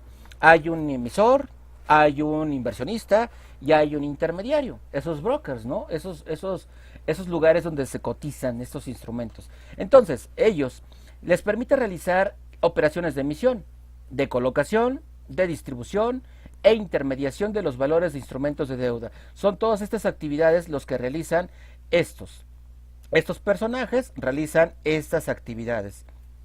Ok, pues más o menos ya habíamos explicado esta parte. Este mercado de deuda nos dice, los títulos de deuda se conocen también como instrumentos de renta fija. Normalmente van a ser de renta fija, no de esa renta variable que es más riesgosa, ya que prometen que al tenedor un flujo de efectivo fijo, es decir, un interés garantizado, de pagos que se determina de acuerdo a la fórmula específica conocida de antemano. Cada instrumento financiero vamos a aplicar algunas fórmulas financieras, de matemáticas financieras, para poder determinar lo que va a ganar el inversionista, la periodicidad, cuándo se le devuelve su dinero, etcétera, etcétera. Y es un rendimiento, como pueden ver, garantizado, es seguro y está soportado. Los instrumentos de deuda son títulos que representan los compromisos de parte de quien los emite. La empresa los emite. Entonces esta empresa, ya que emitió esos documentos, esos títulos, ya los emitió, los pone en el mercado, ya sabemos, con ese intermediario, y entonces en el mercado el inversionista va y los adquiere. Entonces este emisor tiene el compromiso, adquiere el compromiso, es una deuda. Este inversionista, por medio del intermediario, como decíamos, le va a entregar su inversión, su dinero. Se pasa por el intermediario y llega a la empresa. Entonces, este emisor, esta empresa pública o privada, debe un dinero, se convierte en deudor. Por eso se le llama mercado de deuda, porque en ese momento debe ese dinero, no es de él, lo acaba de recibir, pero es un dinero prestado. Al final de cierto plazo, esta empresa que emitió esos títulos se le va a tener que regresar la inversión a ese inversionista, el dinero que le prestó. Esa inversión le llamamos normalmente capital, más el interés que haya generado durante todo ese periodo. Así que bueno, el inversor debe pagar los recursos más un interés, como ya decíamos. El poseedor del título, este de aquí, en una fecha o vencimiento. Normalmente pues se da por periodos, a corto, a mediano o a largo plazo. Es muy parecido a un crédito bancario, ¿no? Nada más que en el crédito bancario no hay intermediario. Yo voy directamente con el banco y con el banco hago el trato, el banco me presta yo me convierto en deudor. Cuando el banco me presta, hablando de que yo voy a hacer un préstamo, yo le debo al banco. Ese dinero que me prestó no es mío, se lo voy a tener que regresar, más un interés que me cobra el banco. Es algo muy parecido, pero sin el intermediario. Entonces, estos mercados, al igual que el de capitales, la compraventa se puede llevar a cabo en diferentes mercados. Tenemos los mercados primarios y tenemos los mercados secundarios, al igual que recuerden que el de capitales. En los primarios es cuando el valor transado quiere decir negociado, es emitido por primera vez, igual que las acciones, ¿recuerdan? Cuando son títulos nuevecitos, entonces estamos hablando que se están negociando en el mercado primario.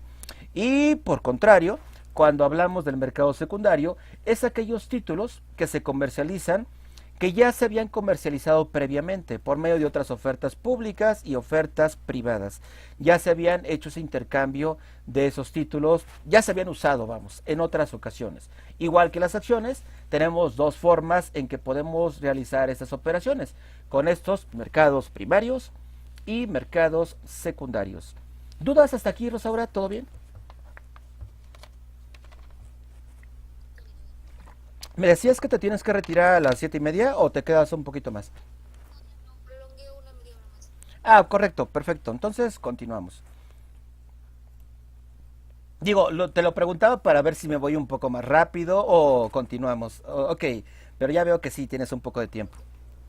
Perfecto. Sí, Otra vez checando los datos del Banco de México en esta página que les recomendaba anteriormente, pues nos dice cuáles son esos instrumentos de deuda.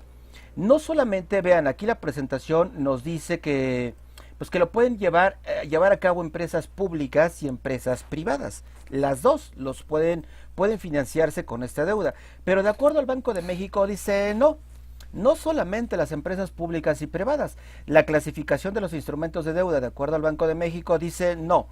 Los emisores, aquí tenemos a los emisores y aquí tenemos el título o el instrumento financiero. El emisor, por ejemplo, puede ser el gobierno federal. Puede emitir un instrumento que se llama CETES, certificados de tesorería, los bonos de desarrollo o bondes, bonos M, bonos determinados en UDI o UDIbonos. Estos son buenos. Si tenemos un bono que podemos invertir en él y está en UDIs, normalmente las UDIs van con la inflación. Si la inflación sube, las UDIs suben y pues una inversión es buena porque nuestro rendimiento sube. Al contrario, si es una deuda, cuando nosotros tenemos la deuda en UDIs, aguas porque nos se puede triplicar, perdón, o más nuestra deuda original. Es muy peligrosa una deuda en UDIs. Pero en inversión es algo excelente. Habría que ver si hay posibilidades de acceder a este tipo de inversiones. Otra vez sería interesante investigar, no desde el punto de vista del empresario, del que se financia, sino del inversionista. Habría que ver esa parte. Por ejemplo, también lo puede emitir el Instituto para la Protección del Ahorro Bancario. Es una institución gubernamental y ellos emiten bonos de este tipo, IPAB, BPA, BPAT, BPA 182, no los conozco, deben de tener ciertas características específicas, son como subclasificaciones del primero de estos IPAB. Ah, seguro por el nombre de IPAB, tal vez, bueno, no seguro, tal vez sea para la inversión de los recursos para el retiro, no lo sé. Ya ven que nosotros tenemos un fondo del SAR donde aportamos cada quincena de nuestro salario una parte y ese salario se invierte, el gobierno lo invierte. Probablemente sea una parte de la inversión, no lo sabemos. El Banco de México, el mismo Banco de México también emite sus instrumentos, como son los bonos de regulación monetaria. Ahí están. También está en este mercado de deuda. Las empresas paraestatales, recuerdan cuáles son? Por ejemplo, la CONASUPO, que la CONASUPO ya no existe, ahora es Liconsa o Diconsa, algo así. Hay otras paraestatales, déjenme ver si me acuerdo de alguna otra. Yo trabajé un tiempo en Conaculta y ahí teníamos Educal, creo que se llamaba, donde es una paraestatal.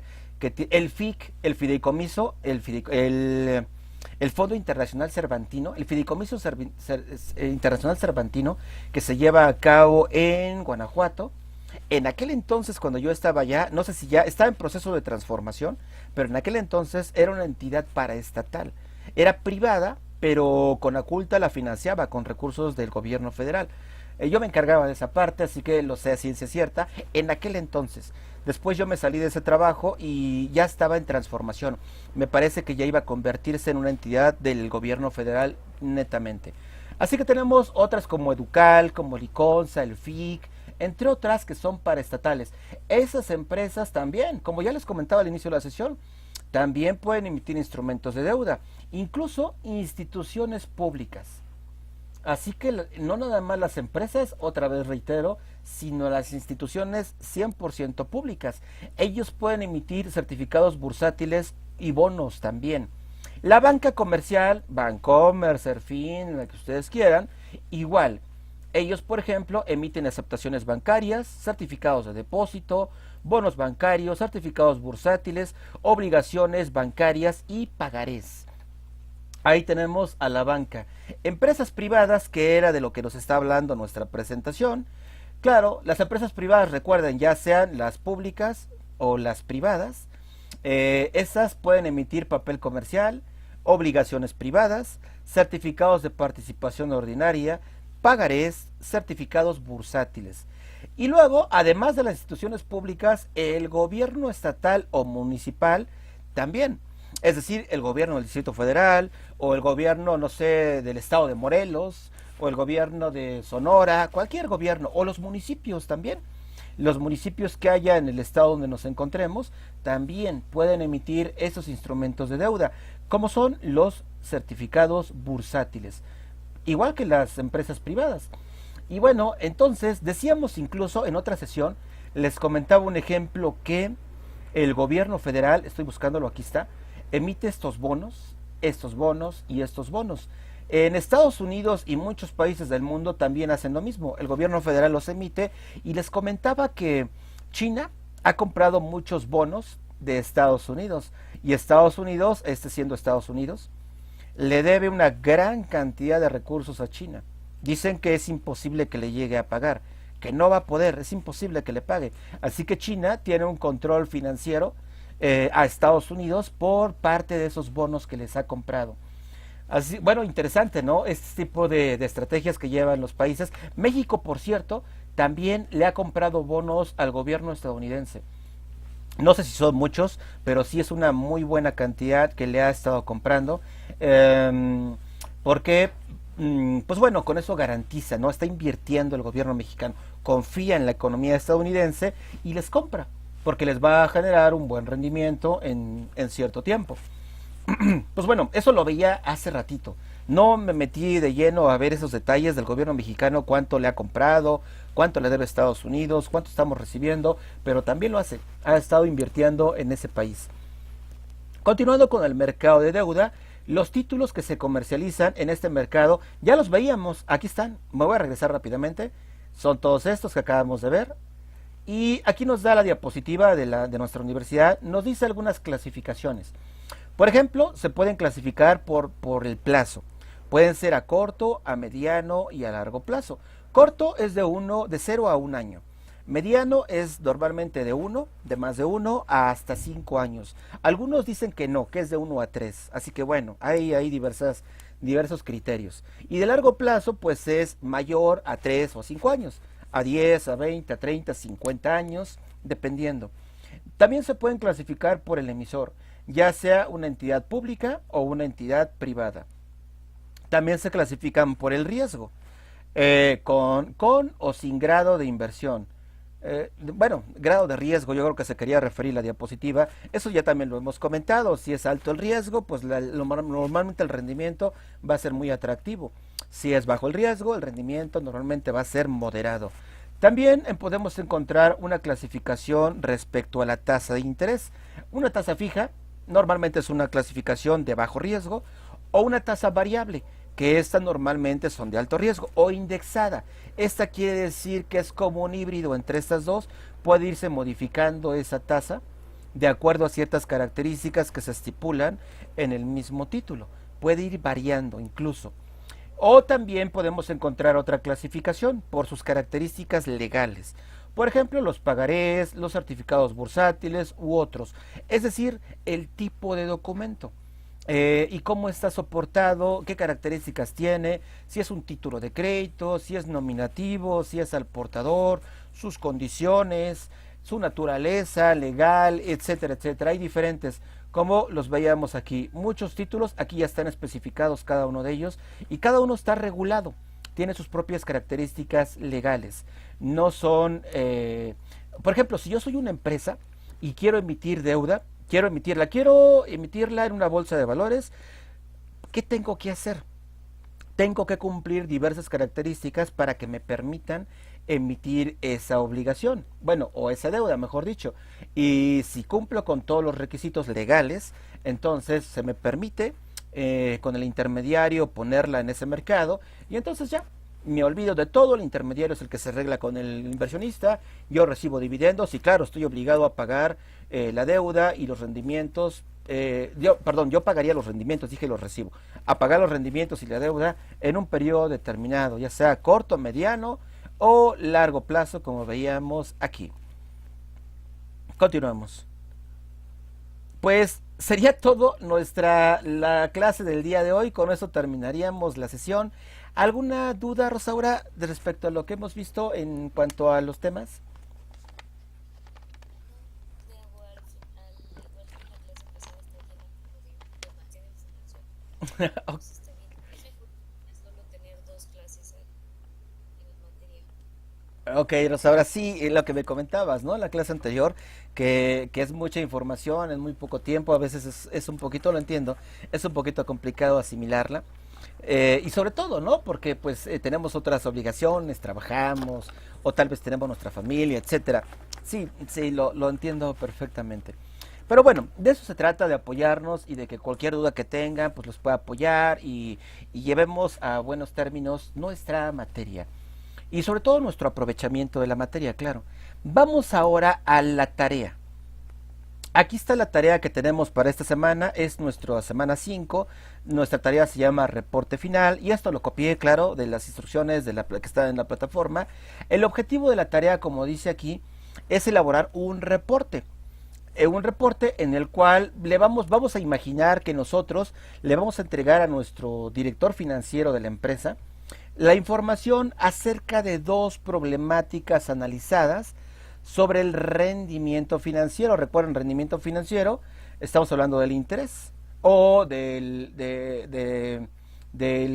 costo, ¿no? De los dividendos, tal vez, por ejemplo, del riesgo cambiario. Vimos en varios temas el riesgo cambiario, que puede ser bueno para las empresas cuando compramos moneda, cuando la vendemos, porque en el caso de México, ¿cuándo es bueno comprar moneda extranjera o cuándo es bueno venderla? Cuando compramos moneda extranjera, pues no es nada bueno para nuestra economía, porque es muy cara la moneda extranjera, pero si vendemos, pues como el caso del aguacate que poníamos el ejemplo, pues yo lo voy a vender más o menos al precio que se cotiza en aquel país y lo voy a vender en euros, ¿no? O en dólares, tal vez a ese precio, a esa paridad. Y en ese caso estaría obteniendo una ganancia. Así que ahí está también el rendimiento que podemos obtener. Podemos obtener una utilidad o una pérdida cambiaria, como lo veíamos en otras sesiones con algunos ejemplos. También, por ejemplo, la necesidad de financiamiento. Así que nos dice que tenemos que ver dos problemáticas. Y luego nos habla del riesgo cambiario y de las necesidades de financiamiento. ¿Son problemáticas estos temas para la empresa? Claro, para cualquier empresa mexicana o de cualquier parte del mundo, siempre tiene estos dos retos de asumir ese riesgo cambiario de la mejor manera posible. Ya decíamos, puede tratar de minimizarlo haciendo una comparación de si esas operaciones le generarían una utilidad o le generarían una pérdida cambiaria. Y en el caso del financiamiento, también en el riesgo cambiario, recuerden que es importante también que hay empresas que toman la otra estrategia. Si ven que es algo negativo, pues lo toman como algo positivo. Y dicen, pues yo voy a especular entonces. Si de eso se trata, pues voy a especular con aquellas monedas. Y tal vez ese sería un análisis que también podríamos concluir, que ya lo hemos hecho en nuestros anteriores trabajos. No hay que hacer nada nuevo, solamente hay que retomar lo que ya hicimos tomar lo que analizamos sobre el riesgo cambiario, cuál fue la estrategia. Primero, pues cuál fue el problema, ¿no? Plantarnos el problema, el análisis del problema, y luego pues hicimos una propuesta de cuál era la mejor vía para minimizar ese riesgo cambiario. O al contrario, no solamente minimizarlo, sino obtener incluso una ventaja sobre ese mismo riesgo, como podría ser la especulación.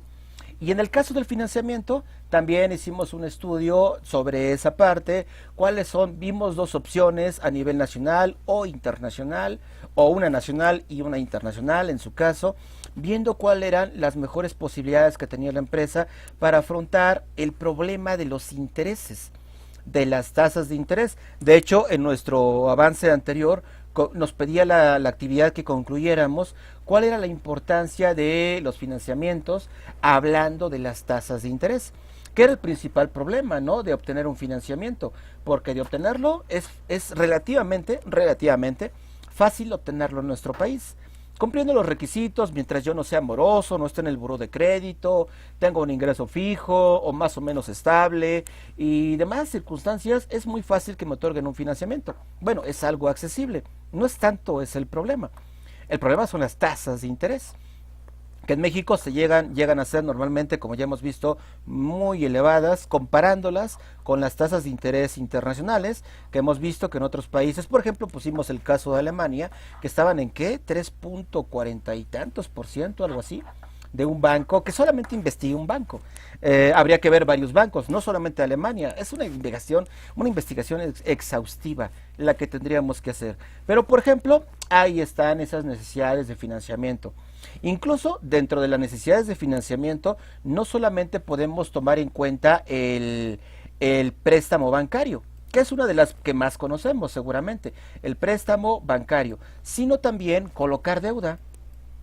También con eso se financia la empresa, o también con emitir acciones, lo que acabamos de ver en esta sesión.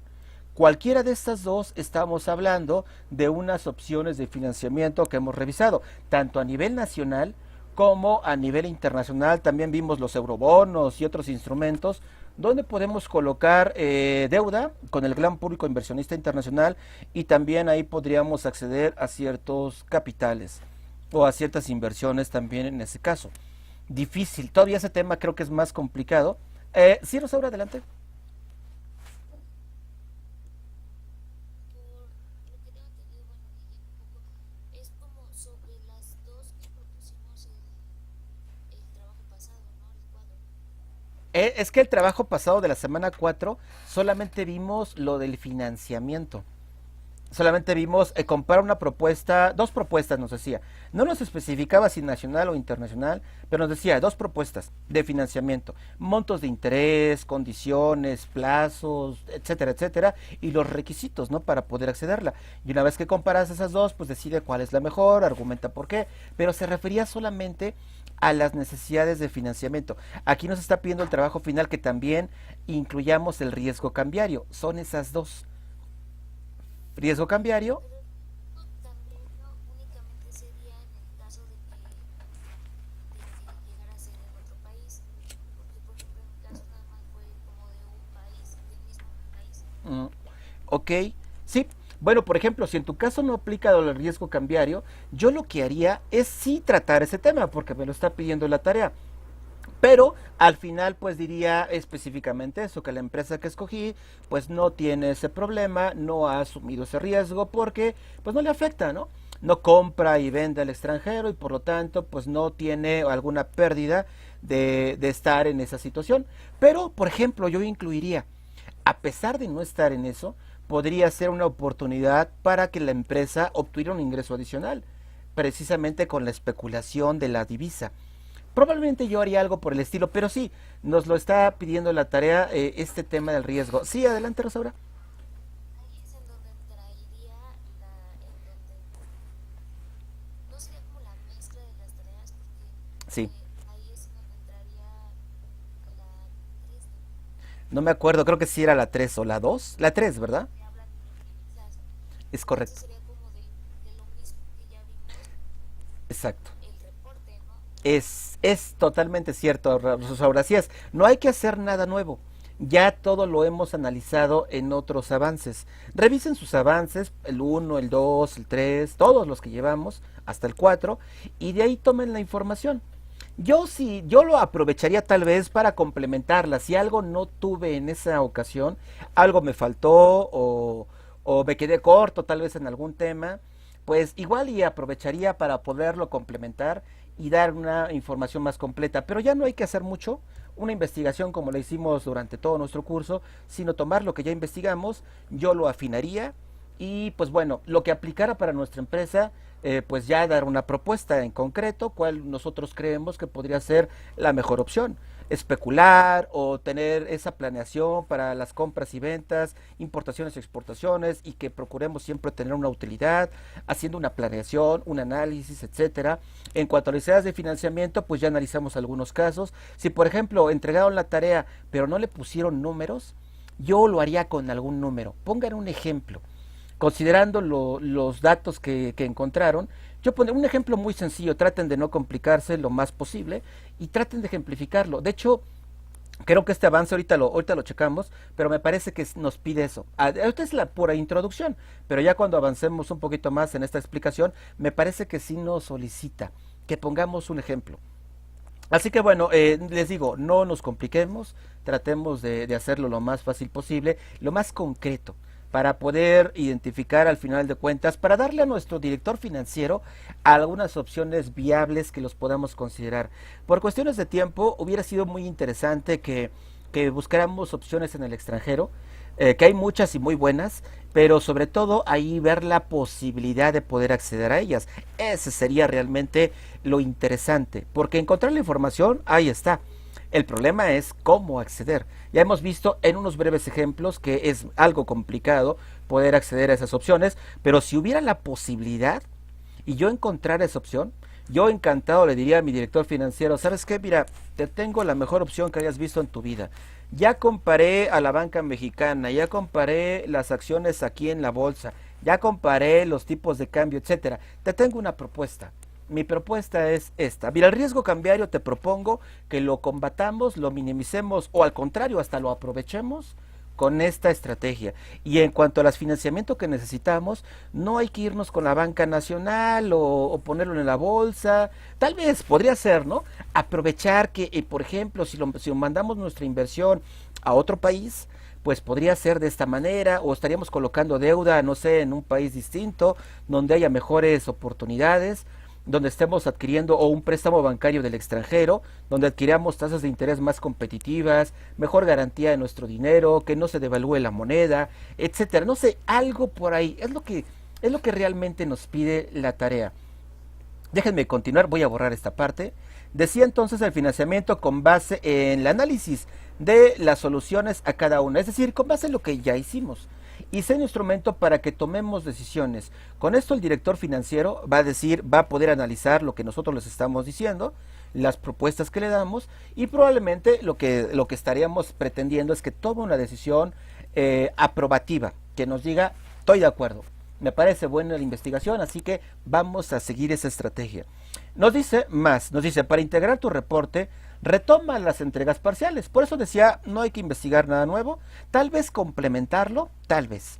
Que hayas realizado en semanas previas, considera que el reporte va a permitir tomar decisiones. Ok, nos dice, piensa que tú eres este director, este de aquí. Ah, bueno, yo lo estaba viendo como un trabajador de él, que yo le daba esa información. No, nos dice, piensa tú como el director. Nos dice, ¿qué te gustaría que te presentara esa información? ¿Cómo te gustaría que te la mostraran? Nos sigue preguntándose, ¿de qué manera te sería práctica su consulta? ¿Cómo sería más fácil su lectura? Si tú la tuvieras que leer, si alguien te la entregara a ti, por ejemplo, Rosaura, ¿cómo te gustaría recibirla? Para que fuera más entendible para ti, más fácil de digerir. Nos dice, entonces nos sugiere, dice, bueno, para ello sigue esa estructura. Primero, en la portada, incluye una portada. En ella tu nombre, la materia, el nombre del proyecto y la fecha. Ok, está bien. Y luego agrega una introducción. Y nos dice, retoma. Nuevamente nos dice, no la inventes. Retoma lo que ya hiciste de la primera semana, en donde expones los supuestos bajo los cuales trabajarás. Ahí hablábamos del mercado global, sin mal no recuerdo. Hablábamos de las oportunidades, de qué trata el mercado global, qué podemos acceder ahí en ese mercado, el mercado de las divisas, el mercado financiero, la compra y venta de mercancías y servicios, es decir, importación, exportación. Al parecer nos está diciendo que hagamos eso. Nada más la entrega de la primera unidad, de la primera tarea, perdón. Esta información, dice las instrucciones, debe ser concreta y debes de explicar clara y fluida los supuestos y problemáticas. ¿Cómo se da esto en el mercado internacional, en ese mercado global? Y luego nos sigue diciendo, describe en esta misma introducción, aparte de esto, ya retomé el avance 1, y luego me dice, ahora describe lo que es el riesgo cambiario. Vamos a empezar a hablar de estos dos temas que nos pedía, del riesgo y de la necesidad de financiamiento. Ahorita nos dice del riesgo. Dice, bueno, describe qué es el riesgo cambiario y el financiamiento de la empresa. Así que sí, estamos corroborando que vamos a tomar estos dos temas para nuestro trabajo. Son de los que lo vamos a desarrollar. Además, dice, especifica cuál es el impacto que tienen en la empresa. Es decir, no vamos a desarrollar ahí en la introducción solamente algo muy breve, muy breve. De hecho nos dice máximo sea una cuartilla. No tomemos ese apartado para hacer una explicación extensa sobre ello. No pongamos ejemplos, clasificaciones, datos. No, simplemente de qué es, de qué trata. Algo muy, muy sencillo. 1 o 2 párrafos pequeñitos. Tal vez yo lo ocuparía para explicar lo que es el riesgo cambiario y el financiamiento de la empresa. Algo muy, muy simple. Eso lo trataremos ya en el contenido del trabajo. Ok, eso es en cuanto a la introducción. Ya llevamos portada y llevamos introducción. Nos falta el desarrollo. Ahora nos dice, ahora sí, divide los dos apartados en tu desarrollo. En uno dice, enfoca en la problemática del riesgo cambiario. Y en el otro apartado, la necesidad de financiamiento. Así que, ahí está. Son los dos temas a desarrollar. Y luego continúa. Cada apartado debes de explicar la problemática. ¿Por qué es problemático el riesgo cambiario? Porque el financiamiento puede ser también un problema para las empresas. Y no nada más explicas la problemática, dice, también la propuesta de solución. ¿Cuál fue tu análisis? ¿Por cómo le damos vuelta a ese problema? ¿Cuáles son las alternativas? Explica detalladamente cada medida.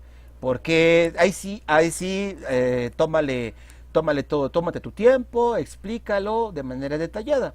Señala sus efectos, los costos que puede generar y los beneficios incluso que podíamos tener. Como hemos visto, a pesar de que puede ser algo adverso, podemos tomarle el lado positivo y ganar de esa situación. Es muy importante que seas claro, debes de dar ejemplos numéricos. Lo que les comentaba. Es muy importante que no solo nos quedemos en la teoría, sino también que incluyamos ejemplos sencillos. No nos compliquemos mucho, algo muy sencillo que sea entendible, que permita conocer el impacto monetario. ¿Cuánto sería el perjuicio? De acuerdo a la estrategia, ¿cuánto sería el beneficio? Aproximadamente. ¿Cómo lo prevemos? ¿Cómo vemos un escenario de una forma y cómo vemos la solución de otra forma? Nos dice, recuerda que se te pidió suponer que la persona encargada de tomar las decisiones desconoce el funcionamiento de ellos, por lo que no debe de quedar dudas. Es decir, hay que ser muy, muy claros y lo más prácticos posibles. Y nos comenta, no hay extensión. Puedes hacer tu trabajo con la extensión que tú quieras en cuanto al desarrollo. 1 página, 10 páginas, 20 páginas, la que nosotros consideremos necesarias. Recuerda que este trabajo se planteó como si fueras el director de finanzas. Y ya estamos en el último apartado, el cierre. Incluir 2 elementos en el cierre, nos dice. Una conclusión general y otro apartado con las reflexiones de aprendizaje. En la conclusión general, revisa las conclusiones de cada entrega parcial. Otra vez, vamos a revisar todos nuestros avances. Y en base a esas conclusiones, hay que redactar un párrafo, uno nada más, que concluya de manera general los resultados obtenidos, de tal suerte que el lector obtenga información relevante y fácil de comprender. Así que solamente un párrafo para la conclusión general. Ahí sí nos está dando una extensión. En cuanto al otro apartado, las reflexiones de aprendizaje, nos dice que es importante que reflexiones respondiendo esta pregunta.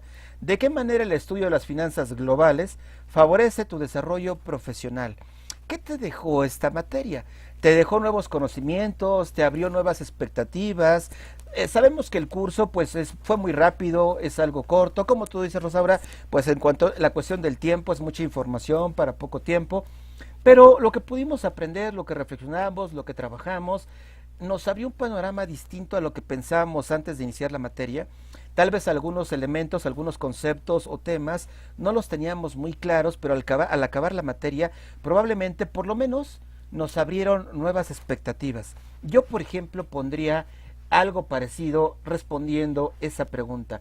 ¿Qué aprendí? ¿Qué fue lo nuevo? ¿Por qué ahora ya lo veo distinto a como lo veía en un principio? O a lo mejor corroboró lo que yo ya tenía como idea en un principio. O al contrario, digamos que la desestimó, la modificó mi idea original. Así que cualquiera que haya sido tu aprendizaje en cuanto a esta materia, ahí sería muy interesante que lo pudiéramos plasmar. Dice, esta sección debe tener una extensión de media cuartilla, un párrafo para esta y tal vez, si voy a tener media cuartilla, tal vez dos párrafos para esta. No nos especifica los párrafos para esta reflexión, pero yo calculo que con uno y dos párrafos más ya tenemos sin problemas media cuartilla. ¿Dudas, Rosaura, hasta aquí en cuanto a esta explicación?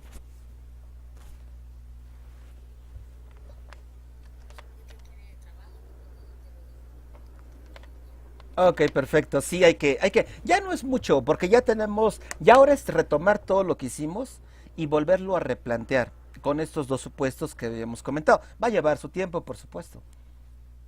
Lo que me preocupa es lo de los ejemplos numéricos. Ok, sí, sí, te entiendo. Trata de buscar algo, inténtalo, no te compliques mucho. Sí, sé que puede ser algo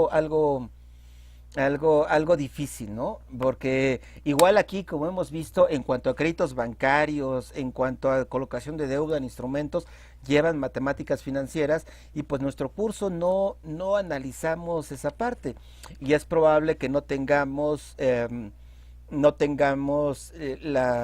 vamos, los elementos para dar una buena aportación en ese sentido. Pero en ocasiones los mismos bancos o las instituciones ya nos hacen un precálculo. No nos dan toda la información, pero sí nos dan unos ciertos lineamientos, unos ciertos avances de cómo sería el pago. Probablemente yo buscaría algo por ahí, por el estilo, para más o menos estimar cuáles serían sus repercusiones financieras, económicas, y ya con ello tener una mejor idea, porque no hay nada como verlo en números, aunque nuestra materia, reitero, pues no fue el objetivo de la materia aprender cálculos financieros de todos esos tipos de operaciones que conllevan mucha matemática financiera, claro, algo que sea, como decía, algo práctico, algo más palpable para el lector, para convencerlo. Y por último, tenemos nuestra rúbrica. Omití la parte de arriba de la rúbrica, esa del formato que ya lo conocemos, sintaxis, ortografía, formato APA para las referencias. Bueno, esa ya lo omito porque es la misma de todas las semanas. La que cambia es la del contenido. Aquí está así, la introducción se va a calificar. Normalmente los demás avances no nos pedía introducción. Muchos de ustedes adecuadamente incluyen introducción, lo cual me parece bueno, aunque la rúbrica nunca lo pida, pero es bueno que ustedes lo pongan. Bueno, en este último trabajo, sí, nos pide introducción. Y aquí es donde, pues vean, nos decía la introducción que retomáramos el tema de la primera semana.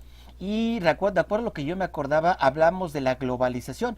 Y en efecto, esta rúbrica nos está diciendo, sí, explica la manera en que la globalización ha favorecido que las empresas puedan invertir en el extranjero. Hay todo el entorno, ¿no?, de la globalización. Porque es buena, porque es mala, porque permite la inversión en el extranjero. La inversión no solamente de nuestro capital para llevarlo a colocar deuda o pedir inversionistas en otro país para México. Ya vimos que debería de permitirlo. En muchos casos sí lo permite, en otros no tanto.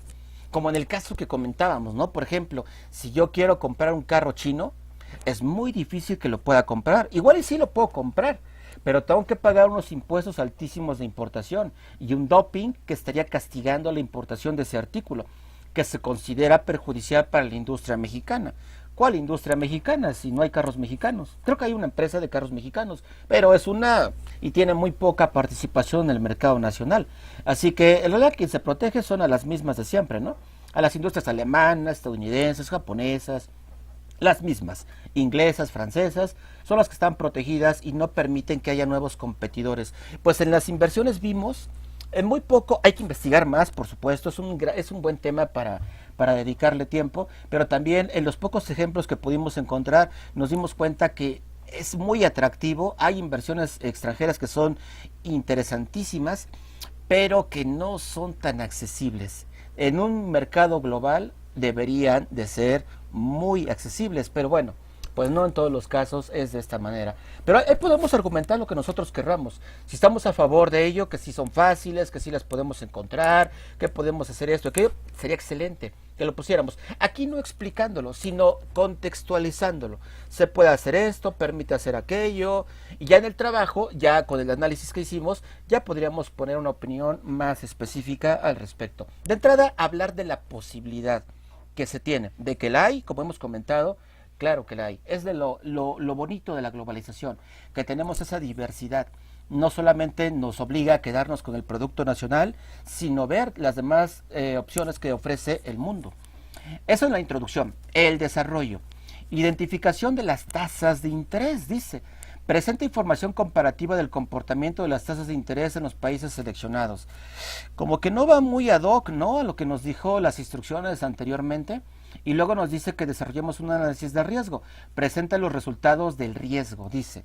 Y luego continúa. Desarrollo del planteamiento de una estrategia de inversión. Ok, pues estos 3 puntos no están con las mismas palabras que habíamos visto acá en la explicación de la actividad, pero se refieren a lo mismo. Tomemos 2 casos, tipo de cambio, ¿no era qué? ¿Divisas o tipo de cambio? Que era precisamente lo mismo, pero como decía el riesgo cambiario, era como decía, perdón, tipo de cambio no, riesgo cambiario y las necesidades de financiamiento. Y bueno, en ese caso pues ya van de alguna manera, aquí les digo, no es muy congruente, pero pues sí, se entiende que es sobre los temas que ya habíamos visto. Vamos a comparar las tasas de interés, por supuesto, hablando de los riesgos de los financiamientos, o el análisis de riesgo, aquí hablamos del riesgo cambiario, aquí financiamientos, y luego la propuesta, la estrategia de inversión. Es decir, aquí está un poquito diferente su organización, pero en realidad como podemos ver es lo mismo. Aquí ya es nuestra propuesta, el análisis del financiamiento y del riesgo cambiario, y luego aquí también incluiríamos la propuesta. ¿Cuál fue, de acuerdo a nuestro análisis, lo que recomendamos para evadir el riesgo cambiario, para mitigarlo o para financiarnos de una mejor manera en un mercado global? Tal vez la mejor opción sea la nacional. Tal vez porque no sea la mejor, sino porque es la más accesible. O tal vez no. Tal vez encontramos una muy buena opción a nivel internacional donde podemos acceder a ella y eso sería genial. Sería igual de conveniente. Así que lo que nosotros hayamos analizado aquí iría en este apartado. Y esto entonces, esa es la introducción. Y bueno, la introducción es parte del contenido. Aquí está el contenido. Estos 4 puntos son el contenido, desde la introducción hasta el análisis, estos de aquí. Y luego tenemos el último apartado, la conclusión general, que ya decíamos un parrafito, conforme lo habíamos visto anteriormente. Y la reflexión personal o la reflexión de aprendizaje demuestra la comprensión de los riesgos, las tasas de interés, etcétera, etcétera. ¿Qué opinamos de nuestra materia? ¿Qué aprendimos? ¿Fue bueno? ¿Fue malo? Tenemos otros conceptos que nos parecieron interesantes o confirmamos lo que ya sabíamos, etcétera, etcétera. Ahí sería nuestra reflexión final de cada uno de nosotros como alumnos. Y bueno, sería todo en cuanto a la explicación de esta clase y también de nuestro curso. Con eso estaríamos concluyendo nuestra materia. Ya el domingo, recuerden, es el último día para subir nuestras actividades y no hay prórroga. ¿Alguna duda final, Rosaura, de algún tema que habíamos visto o de algún aspecto de la materia, el que tú quieras? No, ninguna, todo bien. Perfecto, Rosaura, pues creo que sería todo, ya no habría más que agregar a nuestra sesión, pues solamente agradecerte a ti, Rosaura, tu participación en las sesiones, gracias por estar presente, cualquier duda estoy a tus órdenes, también a tus compañeros, por supuesto, sé que muchos no pudieron conectarse porque pues no tienen posibilidades por el horario, de hecho algunos de tus compañeros me contactaron por mensaje y me decían que pues desafortunadamente por el horario en que se impartía la sesión no habían podido participar, pero que sí veían las grabaciones. Así que por eso me refiero cuando hablo a todos, ¿no? En plural. No solamente a Rosaura que ahorita está conectada, sino a todos, darle las gracias a Rosaura y a todos los demás que participamos en esta clase. Cualquier duda estoy a sus órdenes, recuerden las fechas y pues sería todo. Que tengan un excelente fin de semana, bueno, semana que nos queda y nos seguimos viendo todavía, por supuesto, en los foros de nuestra materia y en cualquier duda en la plataforma ahí estaremos.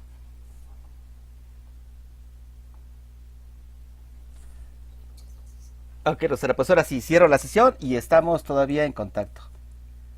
Hasta luego.